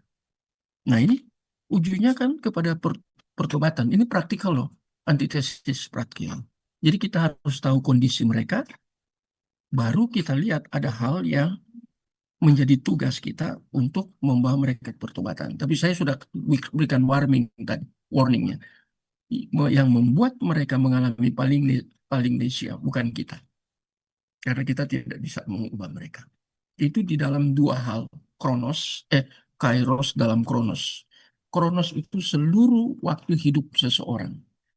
Kairos itu yaitu waktu Tuhan untuk jamaah. Saya berubah waktu saya usia 16 tahun lebih di dalam satu KKR. 3 hari saya ikut, saya berlutut.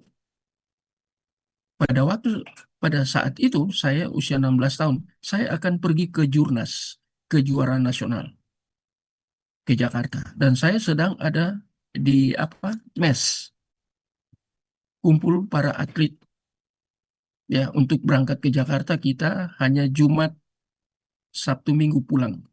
Jumat malam sudah kembali ke rumah masing-masing. Jadi kita harus latihan. Training center. Saya tidak sengaja untuk ikut KKR. Saya lihat kok di lapangan sepak bola kok rame banget. Saya kan ya naluri anak remaja ya, usia 16. Saya mau datang, lihat. KKR. Siapa pengkhotbahnya? Stephen Tong. Oh, benar-benar Tuhan kerja. Saya tidak berdiri di depan, saya berdiri bagian-bagian belakang. Saya anak STM. Anak STM kan gengsi ya. Wah, itu saya bisa berlutut nangis selama 3 hari dengar firman. Nangis terus. Itu padahal saya atlet, sebagai seorang atlet saya tidak pernah minum rokok. Karena saya pelari 5010 dan 42 kilo. 195 meter. Dalam kejuaraan ya mewakili Sulawesi Utara. Waktu itu di situ Kairos terjadi. Berubah dan terus diproses. Dan sampai hari ini saya tahu saya masih diproses. Tapi itu ya poin titik awal mengalami pertobatan karena dengar firman dari pendeta Tong, Stephen Tong. Jadi itu bukan tugas kita. Kita harus belajar the representative of God. Kita wakil. Yang menjadi tuan bukan kita. Kita hamba. Dulos. Yang kurios atau tuan atau Tuhan bukan diri kita. Seorang hamba tidak berhak atas dirinya. Dia hanya mengikuti apa yang Tuan atau Tuhannya perintahkan kepada dia. Kurios. Kurios itu kan dari kata Adonai dalam kata Ibrani. Ya. Kemudian kata Yunaninya kan kurios. Ya. Jadi bukan hak kita, tapi kita pelayanan. Ya, kita doakan supaya mereka bertobat. Doa itu dijawab kalau memang yang pertama mereka pilihan. Kalau bukan pilihan, mau KKR puluhan, ratusan, ribuan kali mereka nggak akan bertobat. Karena mereka bukan pilihan. Ya, jadi ini kan praktikal. Sampai kepada pertobatan, perubahan hidup. Ya, tapi bukan berarti langsung sempurna. Bukan. Ya, tidak ada orang yang sempurna. Paulus katakan, aku tidak sempurna, aku sedang mengejarnya. Itu kan mengejar, itu artinya dia ke depan. Ya, dia berbicara itu kata mengejar itu the future, itu tense-nya ya, the future ke depan. Dia mengejar. Karena aku sudah ditangkap. Itu menarik ya, Filipi lagi itu, pasal 3 ayat berapa itu nanti cari. Tapi ini ya, anugerah khusus ini ya. Beda dengan anugerah. Kalau orang dapat anugerah khusus, pasti dia sampai kepada pertobatan. Pasti ya. Ini antitesis rumusan praktikal. Maka respon sesungguhnya dari yang non ya terhadap suatu argumentasi apologetika ya, kalau kita berargumentasi dengan mereka ada artinya perdebatan agak tidak bisa diperkirakan. Kita kan tidak tahu apa mereka orang pilihan atau tidak. Tapi kita ketika mereka permasalahkan kebenaran itu kan ada di 1 Petrus ya. Kita harus mempertanggungjawabkan. Itu kan apologetika. Ya, kita harus mempertanggungjawab, menjelaskan. Soal nanti dia kapan bertobat, nggak ada urusan.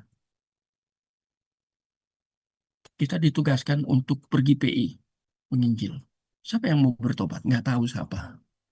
Tapi tugas untuk itu, amanat agung harus dijalankan. Ya. Maka rumusan-rumusan Vantil yang paling praktis adalah rumusan-rumusan yang membiarkan situasinya cukup terbuka. Harus open. Ya. fleksibel, yang bertentangan dengan rumusan-rumusan antitesis ekstrim. Ya memang kalau ekstrim kan sangat keras ya, tapi ini kan harus fleksibel. Tapi ekstrim penting nggak? Penting. Antitesis yang ekstrim. Ya, itu sesuatu yang bersifat mutlak harus. Tapi yang gini fleksibel. Mengapa ada antitesis ini, praktikal ini ya, dan bersifat fleksibel, terbuka dan fleksibel. Karena itu kita kan berdiri sebagai representatif. Kita nggak ngerti kapan orang itu berubah. Kairosnya kita nggak ngerti. Ya, itu urusan di atas sana. Ya, menarik ini. Ini sudah saya gabung antara dosen dan mahasiswanya. Ya, karena ada John Frame dan Cornelius Van Til ya. Misalnya sebelum Frame mengutip pernyataannya bahwa terdapat suatu campuran kebenaran dan kepalsuan di dalam mentalitas yang non ya. Ya, jadi ada campuran. Apa maksudnya ini? Terdapat suatu campuran kebenaran. Kebenaran yang mana? Kebenaran wahyu umum. Tapi karena mereka mempertobat, walaupun wahyu umum, mereka tetap hidup dalam kepalsuan. Mengapa palsu? Karena mereka tidak hidup di dalam standar Allah, standar Alkitab. Mereka hidup penuh dengan kepalsuan di dalam mentalitas, ya. Pernyataan yang non ya tidak secara konsisten berasal dari suatu prinsip ataupun prinsip lainnya. Mereka tidak punya prinsip. Mereka lebih dipengaruhi dunia. Ada yang ekstrim terhadap religinya, tapi religinya palsu. God yang mereka sembah itu palsu. Ini masalahnya. Ya, diukur dari mana? Ya, Bible. Standarnya kan Bible. Palsu, tetap palsu. Mengerikan ya. Senada dengan itu, Van Til acap kali mendorong para apologet untuk menghindari asumsi tentang non itu ya. Bisa membentuk suatu penilaian yang wajar secara mendasar atas pertanyaan apapun. Dia menyatakan bahwa kesadaran epistemologi biblical. Bapak Ibu tahu itu epistemologi biblical? Pengetahuan epistemologi, knowledge yang harus biblical. Ya, mereka tidak miliki ini. Bahwa mereka menginterpretasi paling tidak sejumlah bidang pengalaman. Nah, ya, dengan cara yang secara esensial benar, tampaknya merupakan istilah-istilah kabur. Kelihatannya esensinya benar, padahal sebenarnya itu kabur. Mengapa? Karena ya sejumlah bidang pengalaman. Nah ini di dalam dunia kita juga kekristenan, kadang pengalaman itu menjadi doktrin. Nggak boleh itu. Ya, kalau mereka kita sudah ngerti ya, kalau berdasarkan pengalaman, kemudian itu dijadikan kebenaran. Di kita, Alkitab mengajarkan pengalaman tidak boleh menjadi doktrin, ajaran. Ya, mengapa? Ada yang bisa jawab pengalaman tidak boleh menjadi ajaran? Beri contoh, pengalaman Musa. Ya, membelah laut Teberau. Itu kan pengalaman. Apakah semua orang yang percaya itu harus belah laut tertentu ya, di mana ya umpamanya Kria ada di Ambon, Laut Banda itu dibelah pakai tongkat. Mengapa? Karena itu dasarnya Musa membelah Laut Teberau. Kemudian sama seperti Petrus jalan di atas air, itu. Kemudian dia tenggelam ya karena dia dipengaruhi sikon. Waktu dia dipanggil Yesus, mari berjalannya. Ah, itu karena itu kan kuasa, itu kan waktu Yesus katakan berjalanlah, kemari berjalanlah. Petrus bisa jalan. Mengapa? Karena dia taat kepada apa yang kata Kristus. Di situ kita lihat itu status ketinggian Kristus. Itu hakikat kealahannya muncul di situ. Dia katakan angin dan ombak reda, reda. Petrus disuruh berjalan, jalan. Tapi Petrus lebih dipengaruhi sikon waktu dia ada di atas air. Jadi dia tidak fokus. Ya, tadi dia sudah taat, tapi kemudian dia tenggelam. Nah, ini contoh. Kadang kita bagus taat, kadang kita tenggelam dengan pengaruh. Itu kan hukum pengaruh yang diajarkan oleh R.C. Sproul ya. Kadang kita tenggelam dalam situasi tertentu. Kita tidak melihat kristosentris, berpusat kepada Kristus, sehingga kita jalan yang tidak mungkin jadi mungkin. Bukan karena kita mampu, tapi karena ada perintah dari Dia. Tapi itu kan pengalaman secara personal dari Petrus. Tidak semua orang seperti Petrus. Menarik ya? Menarik. Ya. Dan saya loncat ya. Di 30 menit. Ada yang mau tanya?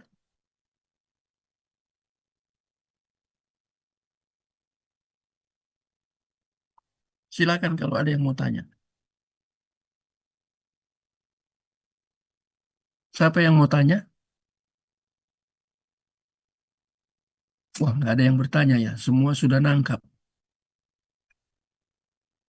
Pak Tumpaka, Pak Edi, dan rekan-rekan yang lain. Ada yang mau tanya? Tidak.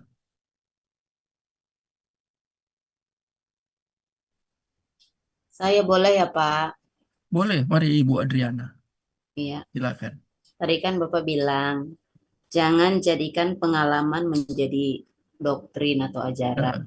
Ya, Nah sekarang ini kan kita melihat dalam kehidupan jemaat Tuhan, dalam bergereja itu, kita menemukan banyak ya, mau dibilang fenomena atau apa saya juga nggak tahu ya. ya, betul. Itu istilah fenomena. Tepat, Bu Adriana. Iya, orang harus berbahasa roh. Itu kan sebenarnya berbahasa roh itu kan pengalaman pribadi seseorang gitu.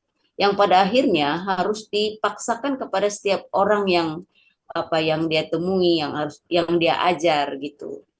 Nah, apakah itu termasuk dalam pengalaman pribadi yang dijadikan ajaran gitu?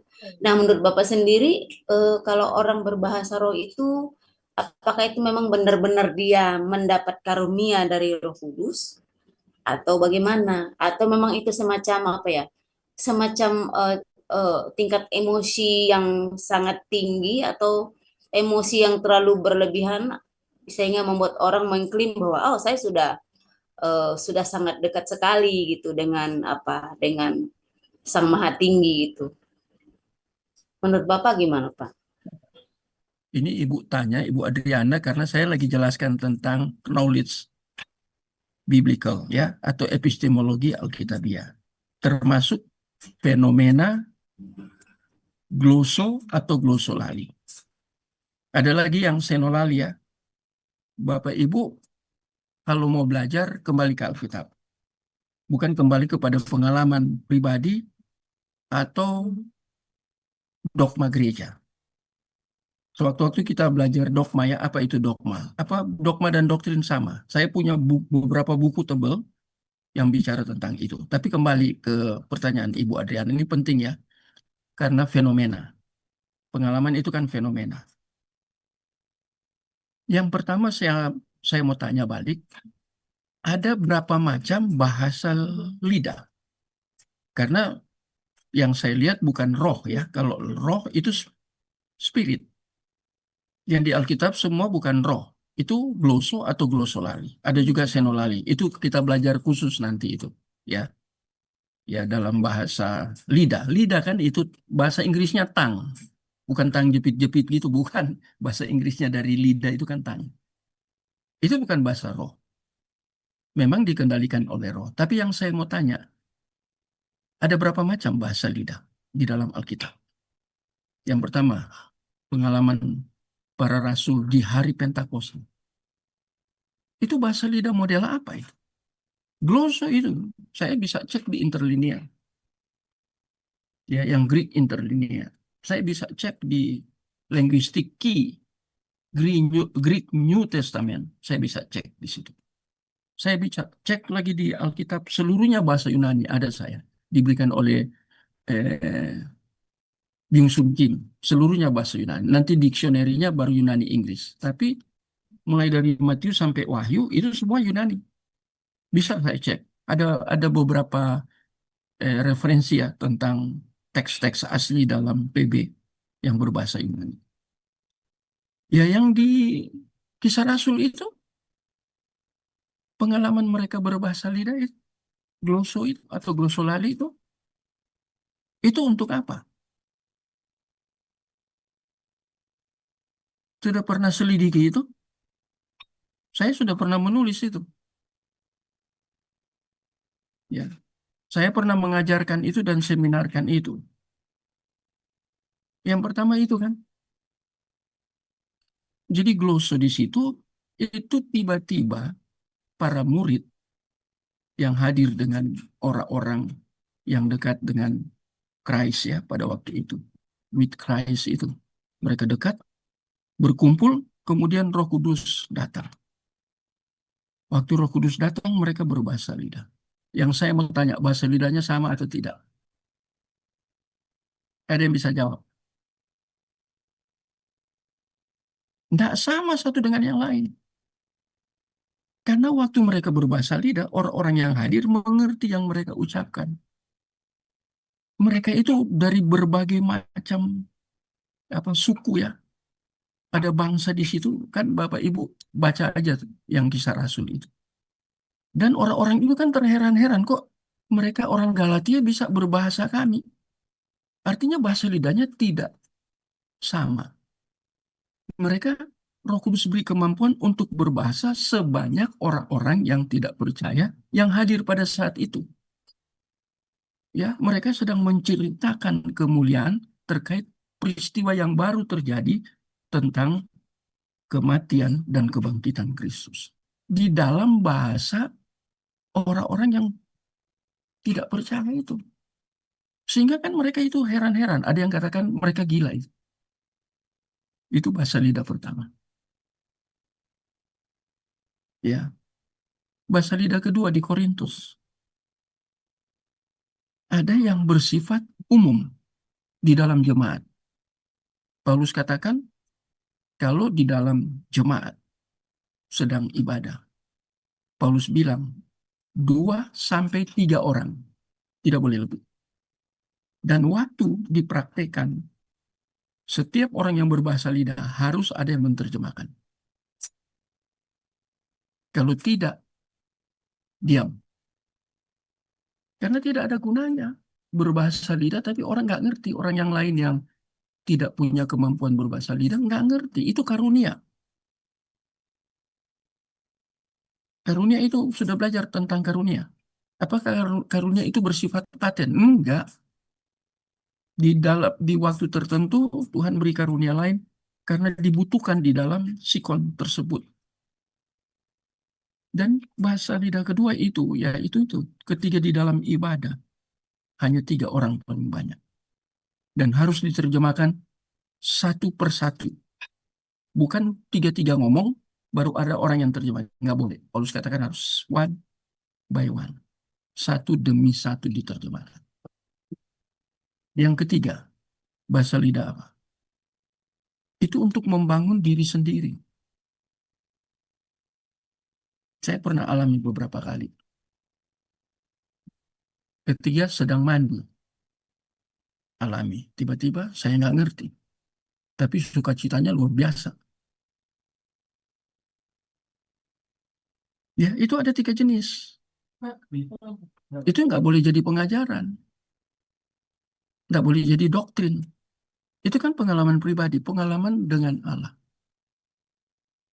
Dan ada pengalaman dengan Allah melalui orang tertentu untuk orang lain. Contoh di Kisah Rasul tadi, hari Pentakosta. Contoh di Korintus, di tengah-tengah ibadah. Tuhan pakai seseorang, Tuhan menyiapkan yang menerjemahkan, supaya orang lain diberkati semua. Apa gunanya kita semua berbahasa lidah? Saya tidak anti berbahasa lidah.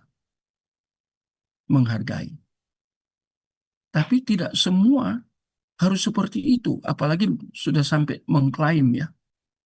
Apalagi itu menjadi fenomena, menjadi pengajaran, doktrin. Itu nggak boleh. Karena setiap pribadi, Roh Kudus akan bekerja secara unik. Karena setiap pribadi unik. Saudara dengan istri saudara, Tuhan kerja berbeda. Tingkat kedewasaan suami dengan tingkat kedewasaan istri secara rohani kan berbeda juga. Tingkat pemahaman suami, apalagi dia hamba Tuhan, dengan istrinya yang bukan hamba Tuhan, tidak pernah sekolah teologi, berbeda juga. Dan Roh Kudus kerja dengan cara yang unik di dalam setiap pribadi. Halo? Itu cara. Roh Kudus kerja seperti itu. Saya dengan istri beda. Saya dengan anak beda. Ya, Roh Kudus kerja secara unik di dalam setiap pribadi. Roh Kudus kan hadir untuk di dalam pribadi setiap orang pilihan. Roh Kudus hadir itu secara personal. Dia bekerja dengan caranya. Ya, di dalam setiap pribadi. Roh Kudus juga kerja dalam gereja secara unik. Kadang orang katakan, gereja itu kan kepala gerejanya Kristus. Saya juga kepala gerejanya Kristus. Jadi saya harus sama seperti gereja itu. Roh Kudus bekerja secara unik di satu tempat. Nggak bisa disamakan. Tapi orang sering, ini masalah interpretasi. Menafsirkan secara keliru, absurd tafsirannya. Dan itu sangat berbahaya. Fenomena jadi pengajaran itu sesuatu yang sangat bahaya. Kalau doktrin, kemudian itu menjadi pengalaman kita dengan doktrin, itu ginosko, keintiman dengan doktrin. Sehingga menghasilkan karpos, buah roh, fruit di dalam hidup. Dan setiap orang pun berbeda-beda. Ya, antara saya, semua kita di sini, ya Pak Tumpak, Pak Edi, Krie, Adriana, saya, dan yang lain-lain, sudah ada Roh Kudus. Berbeda di dalam setiap pribadi kita kan beda-beda. Nah, Roh Kudus kerja di dalam keunikan setiap pribadi. Dia kerja. Ya. Itu cara Roh Kudus itu Alkitab jelaskan. Nggak bisa sama antara Paulus dan Petrus. Ya, sama-sama rasul. Tapi cara Tuhan bekerja dalam diri mereka dan pakai mereka itu beda-beda. Tidak bisa sama Matius, Markus, Lukas, Yohanes. Nggak bisa. Paulus. Ya. Tuhan menggunakan nabi-nabi di PL kan Tuhan pakai caranya beda-beda. Ya. Tidak bisa sama antara Tuhan memakai Musa dengan Abraham. Beda. Kalau sama berarti Allah kita Allah yang punya limitation. Punya boundaries terbatas. Karena hanya dengan satu cara. Allah itu terlalu kaya. Terlalu besar, the big. Ya. Jadi dia bekerja di dalam kehendak dia. Di dalam keunikan orang itu. Saya bertobat aja usianya 16 tahun lebih. Sangat muda. Sejak saya bertobat, saya baca banyak referensi. Saya beli buku. Saya kan tidak tinggal dengan orang tua di Surabaya. Saya tinggal di Manado. Opa ya, dari ibu saya. Kemudian ada adik ibu yang kerja di Pertamina. Dia kasih uang, saya beli buku. Buku-buku rohani dulu. Termasuk yang Charles Swindoll itu saya baca waktu di Surabaya, di Manado. Belum sekolah Alkitab. Masih usia 18 tahun kali saya sudah baca Swindoll. Ya. Jadi berbeda kan cara Tuhan kerja. Suami istri datang ke gereja. Sama-sama dengan firman Tuhan. Coba jujur ya, setelah dengan firman Tuhan. Ya. yang masuk di memori karena Roh Kudus bekerja dari istri dan suami sama nggak? Pasti beda, nggak mungkin sama. Karena di dalam keunikan, kedewasaan kita kan beda satu dengan yang lain ya. Kadang istri lebih dewasa secara rohani dari suami. Kadang terbalik. Malah anak lebih dewasa rohaninya dari mama papanya. Aneh ya?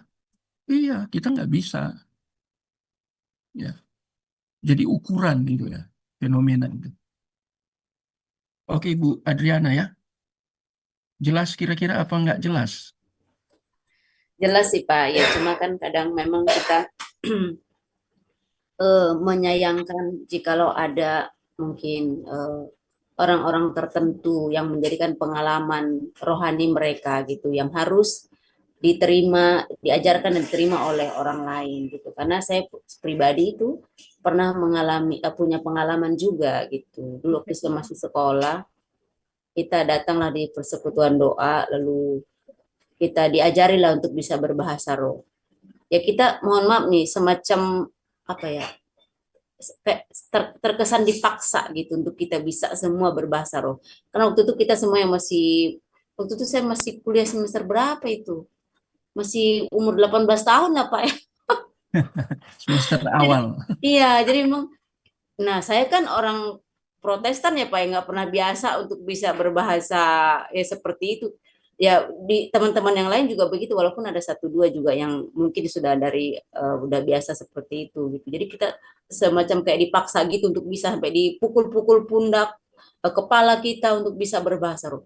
Jadi itu kayak semacam menjadi standar kerohanian seseorang ya saya lihat gitu. Nah, karena saya dipaksa terus ya mohon maaf saya memang berdosa sekali waktu itu. Karena karena saya dipaksa untuk ngomong pakai bahasa roh yang menurut mereka itu bahasa roh. Saya nggak, karena saya orang Dayak Pak, jadi saya ngomong aja pakai bahasa orang Dayak Pak. Malah dia seneng Pak. Iya bagus bagus bagus. Ya lanjutkan lanjutkan gitu. Dia Walaupun nggak mampu, saya bilang dia ini berarti orang, nggak mampu terjemahkan yang ibu ngomong kan? lah iya dia nggak bisa bahasa Dayak Pak. Dia nggak tahu itu bahasa Dayak. Lah itu maksud saya tadi itu. Oke, oke Ibu Iya Adriana. Pak. Jadi ya Ya, itu pengalaman pribadi sebenarnya ya sangat jadi disayangkan. Jadi saya ini tambahkan ya. Jadi gereja bukan ukuran, bukan standar. Alkitab yang jadi standar. Ya, kita merek gereja kita kan sinode kita beda-beda, banyak sekali, apalagi di Indonesia. Ya, gereja pecah baru lagi berdiri. Gereja pecah ya, skisma itu berdiri. Jadi ini iya, bukan ukurannya di gereja, ukurannya kembali ke Alkitab. Gereja kan harus berbicara atau menyampaikan kebenaran berdasarkan Alkitab, bukan berdasarkan gereja itu sendiri. Ya, jadi kan itu ya. Silakan kalau ada yang mau tambahkan ya. Tapi ini bagus ya, ini fenomena karena saya sedang jelaskan epistemologi Alkitabiah, ya, biblical. Jadi itu penting sekali knowledge kita itu. Itu basisnya biblical. Ya, sistematik teologi kita harus dasarnya biblical. Kan firman, kembali ke firman. Back to the Bible. Nggak boleh keluar dari situ. Orang ngomong apapun, saya ngomong, Bapak Ibu, ya, jangan pikir, oh Pak Moses senior, usia 64. Oh dia dosen yang sudah di atas 30 tahun ngajar. Bukan itu ukuran, saya bisa salah kok.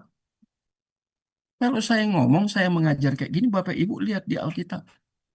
Karena saya nggak boleh jadi standar. Ya, kadang ada hamba Tuhan yang merasa dirinya jadi standar. Dia sudah bukan hamba, mau jadi tuan. Kurios. Itu mengkudeta Allah itu. Kalau dia mau jadi Tuhan. Cukuplah itu. Malaikat yang ingin menyamai Allah seperti Allah. Nggak bisa. Itu kudeta namanya. Itu pemberontakan. Jadi kita harus, itu yang tadi ya saya katakan, itu the representative of God. Kita harus sadar kita wakil.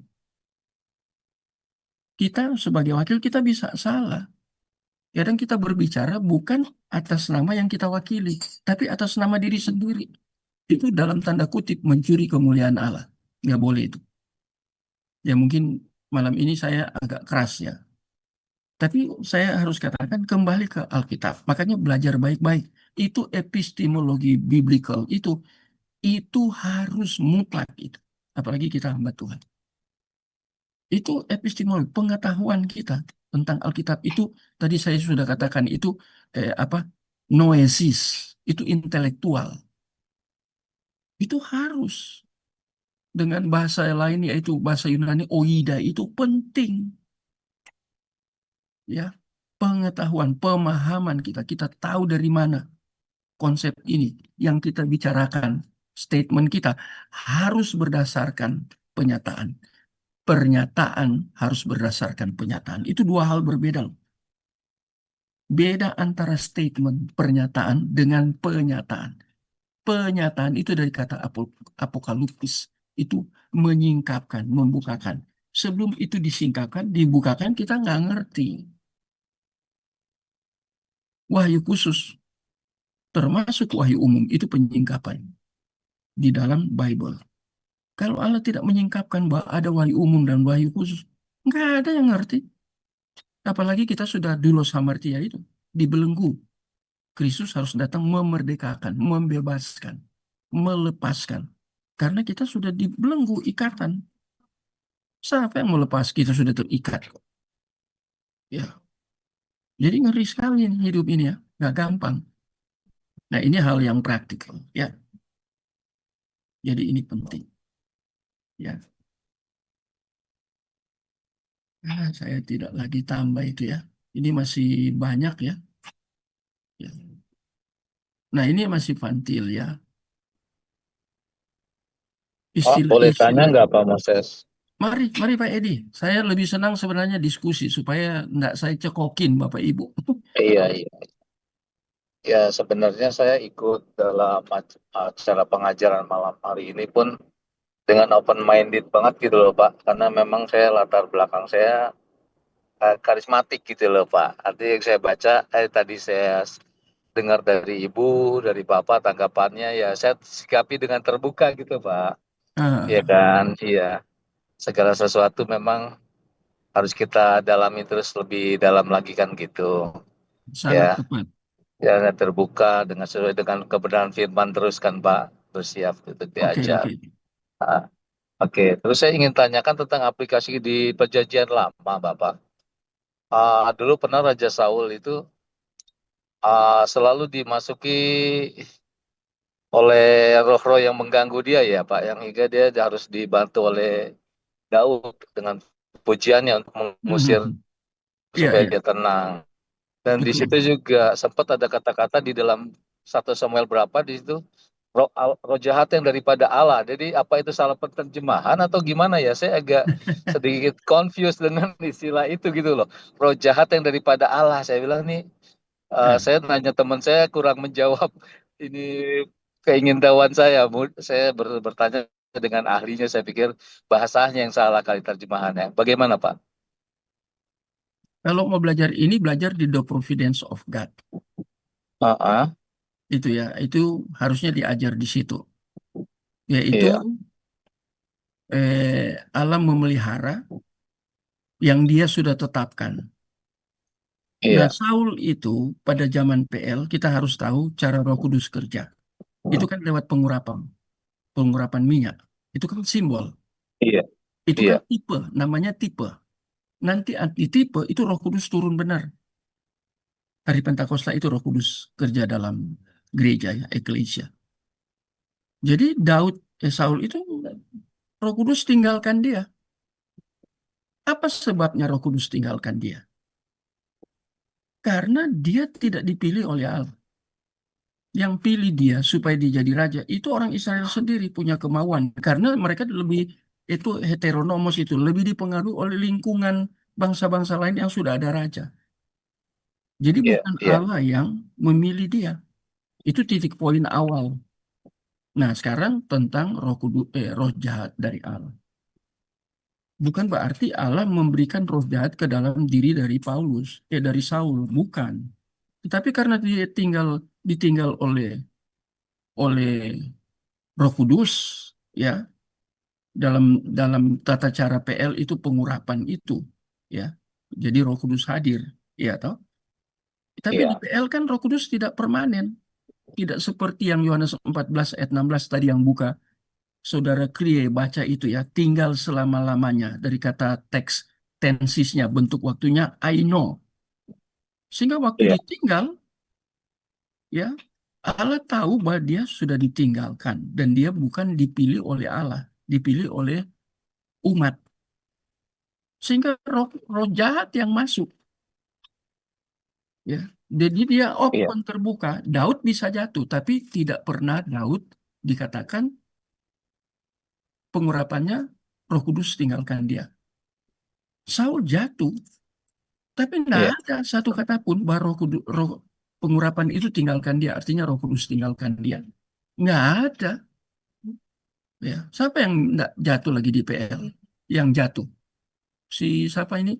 Abraham.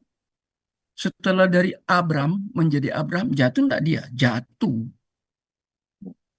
Iya kan? Ya ada dua kan? Satu Sarai, satu siapa? Jatuh. Tapi Tuhan tinggalkan dia. No, tidak. Karena dia dipilih. Dipilih langsung oleh Allah. Ya. Jadi maksudnya roh jahat dari Allah itu karena Roh Kudus, artinya pribadi Allah yang ketiga sudah tinggalkan, maka iblis masuk. Dan iblis, Satan ya, setan dan iblis ya. Setan itu kan diusir dari sorga toh, turun ke bumi. Ada itu di Wahyu pasal berapa itu ya? Diusir dari sorga karena berontak toh, diusir turun ke bumi. Nah itu kan yang apa nih apa agon itu apa ya konflik antara malaikat-malaikat yang tetap mengabdi kepada Allah dan yang tidak memberontak itu kan diusir. Jadi itu diusir karena kehendak Allah untuk datang ke bumi. Nah, jadi Allah yang kontrol semua, termasuk Allah tahu bahwa si siapa Saul tadi itu dirasuk oleh roh jahat. Bahasa Indonesianya yang kurang tepat. Ya, roh jahat dari Allah. Di dalam Allah tidak ada kejahatan apapun. Itu jadi musuh. Dia kan kudus, kados. Dia suci. Ya, jadi tidak ada kejahatan apapun di dalam Allah. Sama seperti perbandingan tentang Ayub. Kan tahu kisah Ayub toh? Setan kan datang kepada Allah. Ya, ingin mencobai Allah. Allah persilakan, tapi ada batasan tertentu. Mengapa ada batasan? Karena Ayub itu milik Allah. Dia pilihan Allah. Pilihan berarti kan jadi pemiliknya bukan dirinya sendiri, sudah Allah. Kalau Saul tidak, bukan dipilih Allah. Dan Allah tahu bahwa roh jahat akan kuasai dia. Dibiarkan oleh Allah. Karena dia bukan pilihan. Saul hilang. Kalau dari soteriologi di dalam perjanjian lama, Saul hilang. Nanti belajar di predestinasi lah itu. Tambah dalam Pak Edi. Ya. Tapi kembali lagi, tadi bagus ya Iya, Pak Pak. Edi, open ya, mau terbuka. Kita selalu harus terbuka. Itu Pak Sucipto Sebuno katakan, kalau belajar teologi, kita harus seperti lonceng yang besar itu loh. Yang bunyi teng-teng itu ya. Jadi ke kiri, ke kanan, ke kiri, ke kanan. Jadi itu open mind, close mind. Harus main di Iya. situ. Terhadap yang keliru, kalau kita sudah terlanjur, cepatlah berubah. Kalau enggak, kita terus di dalam kekeliruan. Ya.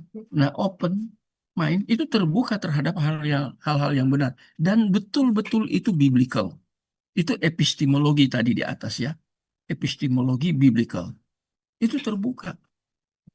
Saya katakan gereja bisa salah. Gereja apapun bisa salah.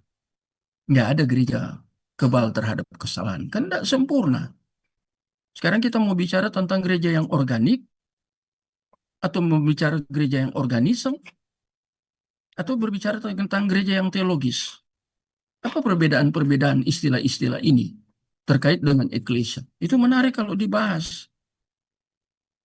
Itu sangat menarik, sangat dalam. Kalau mau, saya lebih senang memperdalam. Sehingga saya tidak kejar habis slide kan. Habis ini PPT-nya ini ya. Saya tidak pernah ngajar kayak gitu. Sampai di STT dimanapun saya pergi, selalu gitu. Pendalaman itu paling penting. Jangan di permukaan aja itu ya. Di kulit aja kita ngajar. Nah itu. Ya karena ini faktor biasa juga ya. Tapi itu semua saya tahu itu Tuhan yang kerja. Bukan. Saya anak STM kok. Kok bisa jadi seorang akademik seperti ini?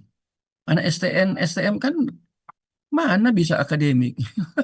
Saya dulu teknik elektro. Harus kuat saya. STN 3 tahun, STM 3 tahun, 6 tahun. Nggak ada akademiknya anak STN. Tapi begitu saya masuk sekolah teologi, sudah tinggalkan Pertamina, Tuhan ubah saya jadi seorang yang kutu buku. Hampir tiap hari di dalam perpustakaan. Kecuali hari Minggu ya, perpustakaan nggak buka dengan Sabtu. Senin sampai Jumat paling banyak saya di perpustakaan. Dulu waktu kuliah. Jadi ya bersyukur ya Pak Edi ya. Ya. Saya juga berubah. Semua diproses. Namanya perubahan kan itu proses ya. Siapa yang Tuhan tidak proses? Oh pendeta senior. Bukan. Oh dosen senior. Sudah berhenti Tuhan proses enggak? Karena dia punya sarkinois dan dia bisa dipengaruhi. Pengaruh itu saya katakan konstruktif dan destruktif. Bisa pengaruh merusak. Tapi bisa pengaruh seperti kata Paulus. Aku, kemarin 1 Korintus pasal 3 ayat 10 ya. Aku diberi karunia untuk menjadi seorang ahli bangunan. Itu bahasa teks asli Yunani itu arsitektur. Seorang arsitek untuk membangun. Ya, konstruktif, bukan destruktif. Destruktif itu dari Satan, dari diabolos. Konstruktif itu pasti dari Tuhan. Kadang konstruktif itu menyakitkan. Mengapa menyakitkan? Karena masih ada sifat daging kita, sarkinois itu. Sehingga terjadi kontra ya di dalam kita.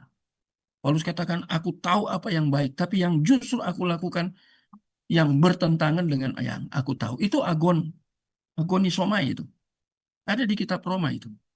Ya, dari segi pengetahuan dia ahli Taurat, dia tahu apa yang baik. Tapi yang dia lakukan kan yang bertentangan dengan apa yang dia tahu. Itu agonisomai itu. Saya sudah seminarkan itu di mana-mana. Ya, bukan saya hebat, enggak, karena saya hamba Tuhan.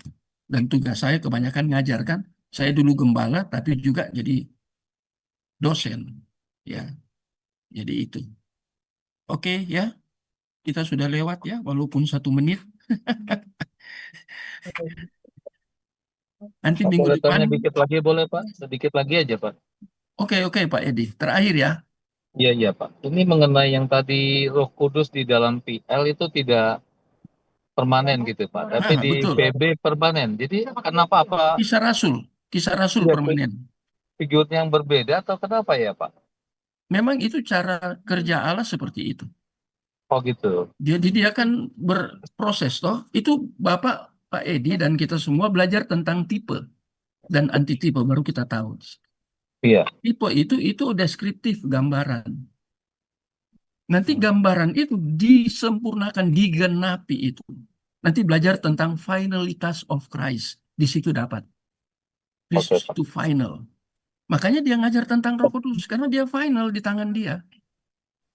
Itu finalitas of Christ. Itu pelajaran yang jarang dibicarakan. Kita belajar Kristologi itu umum. Ya. Kalau sudah Iya. belajar tentang finalitas of Christ.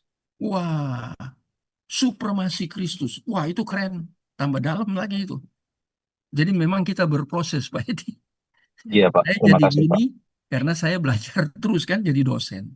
Mana boleh saya berhenti baca. Lantas saya Iya. mau ngajar tipu-tipu gitu. Ini kebenaran. Bisa Tuhan smash saya ini. Ya, ya. Oke Saya Pak. pikir, Baik. oke Pak Edi, terima kasih Oke, ya. terima kasih Pak Moses. Oke. Terima kasih. Nah, Terima sekarang kasih. tutup dalam doa. Saya minta langsung Pak Edi aja tutup dalam doa. Please Pak Edi. Oke, terima kasih Pak. Mari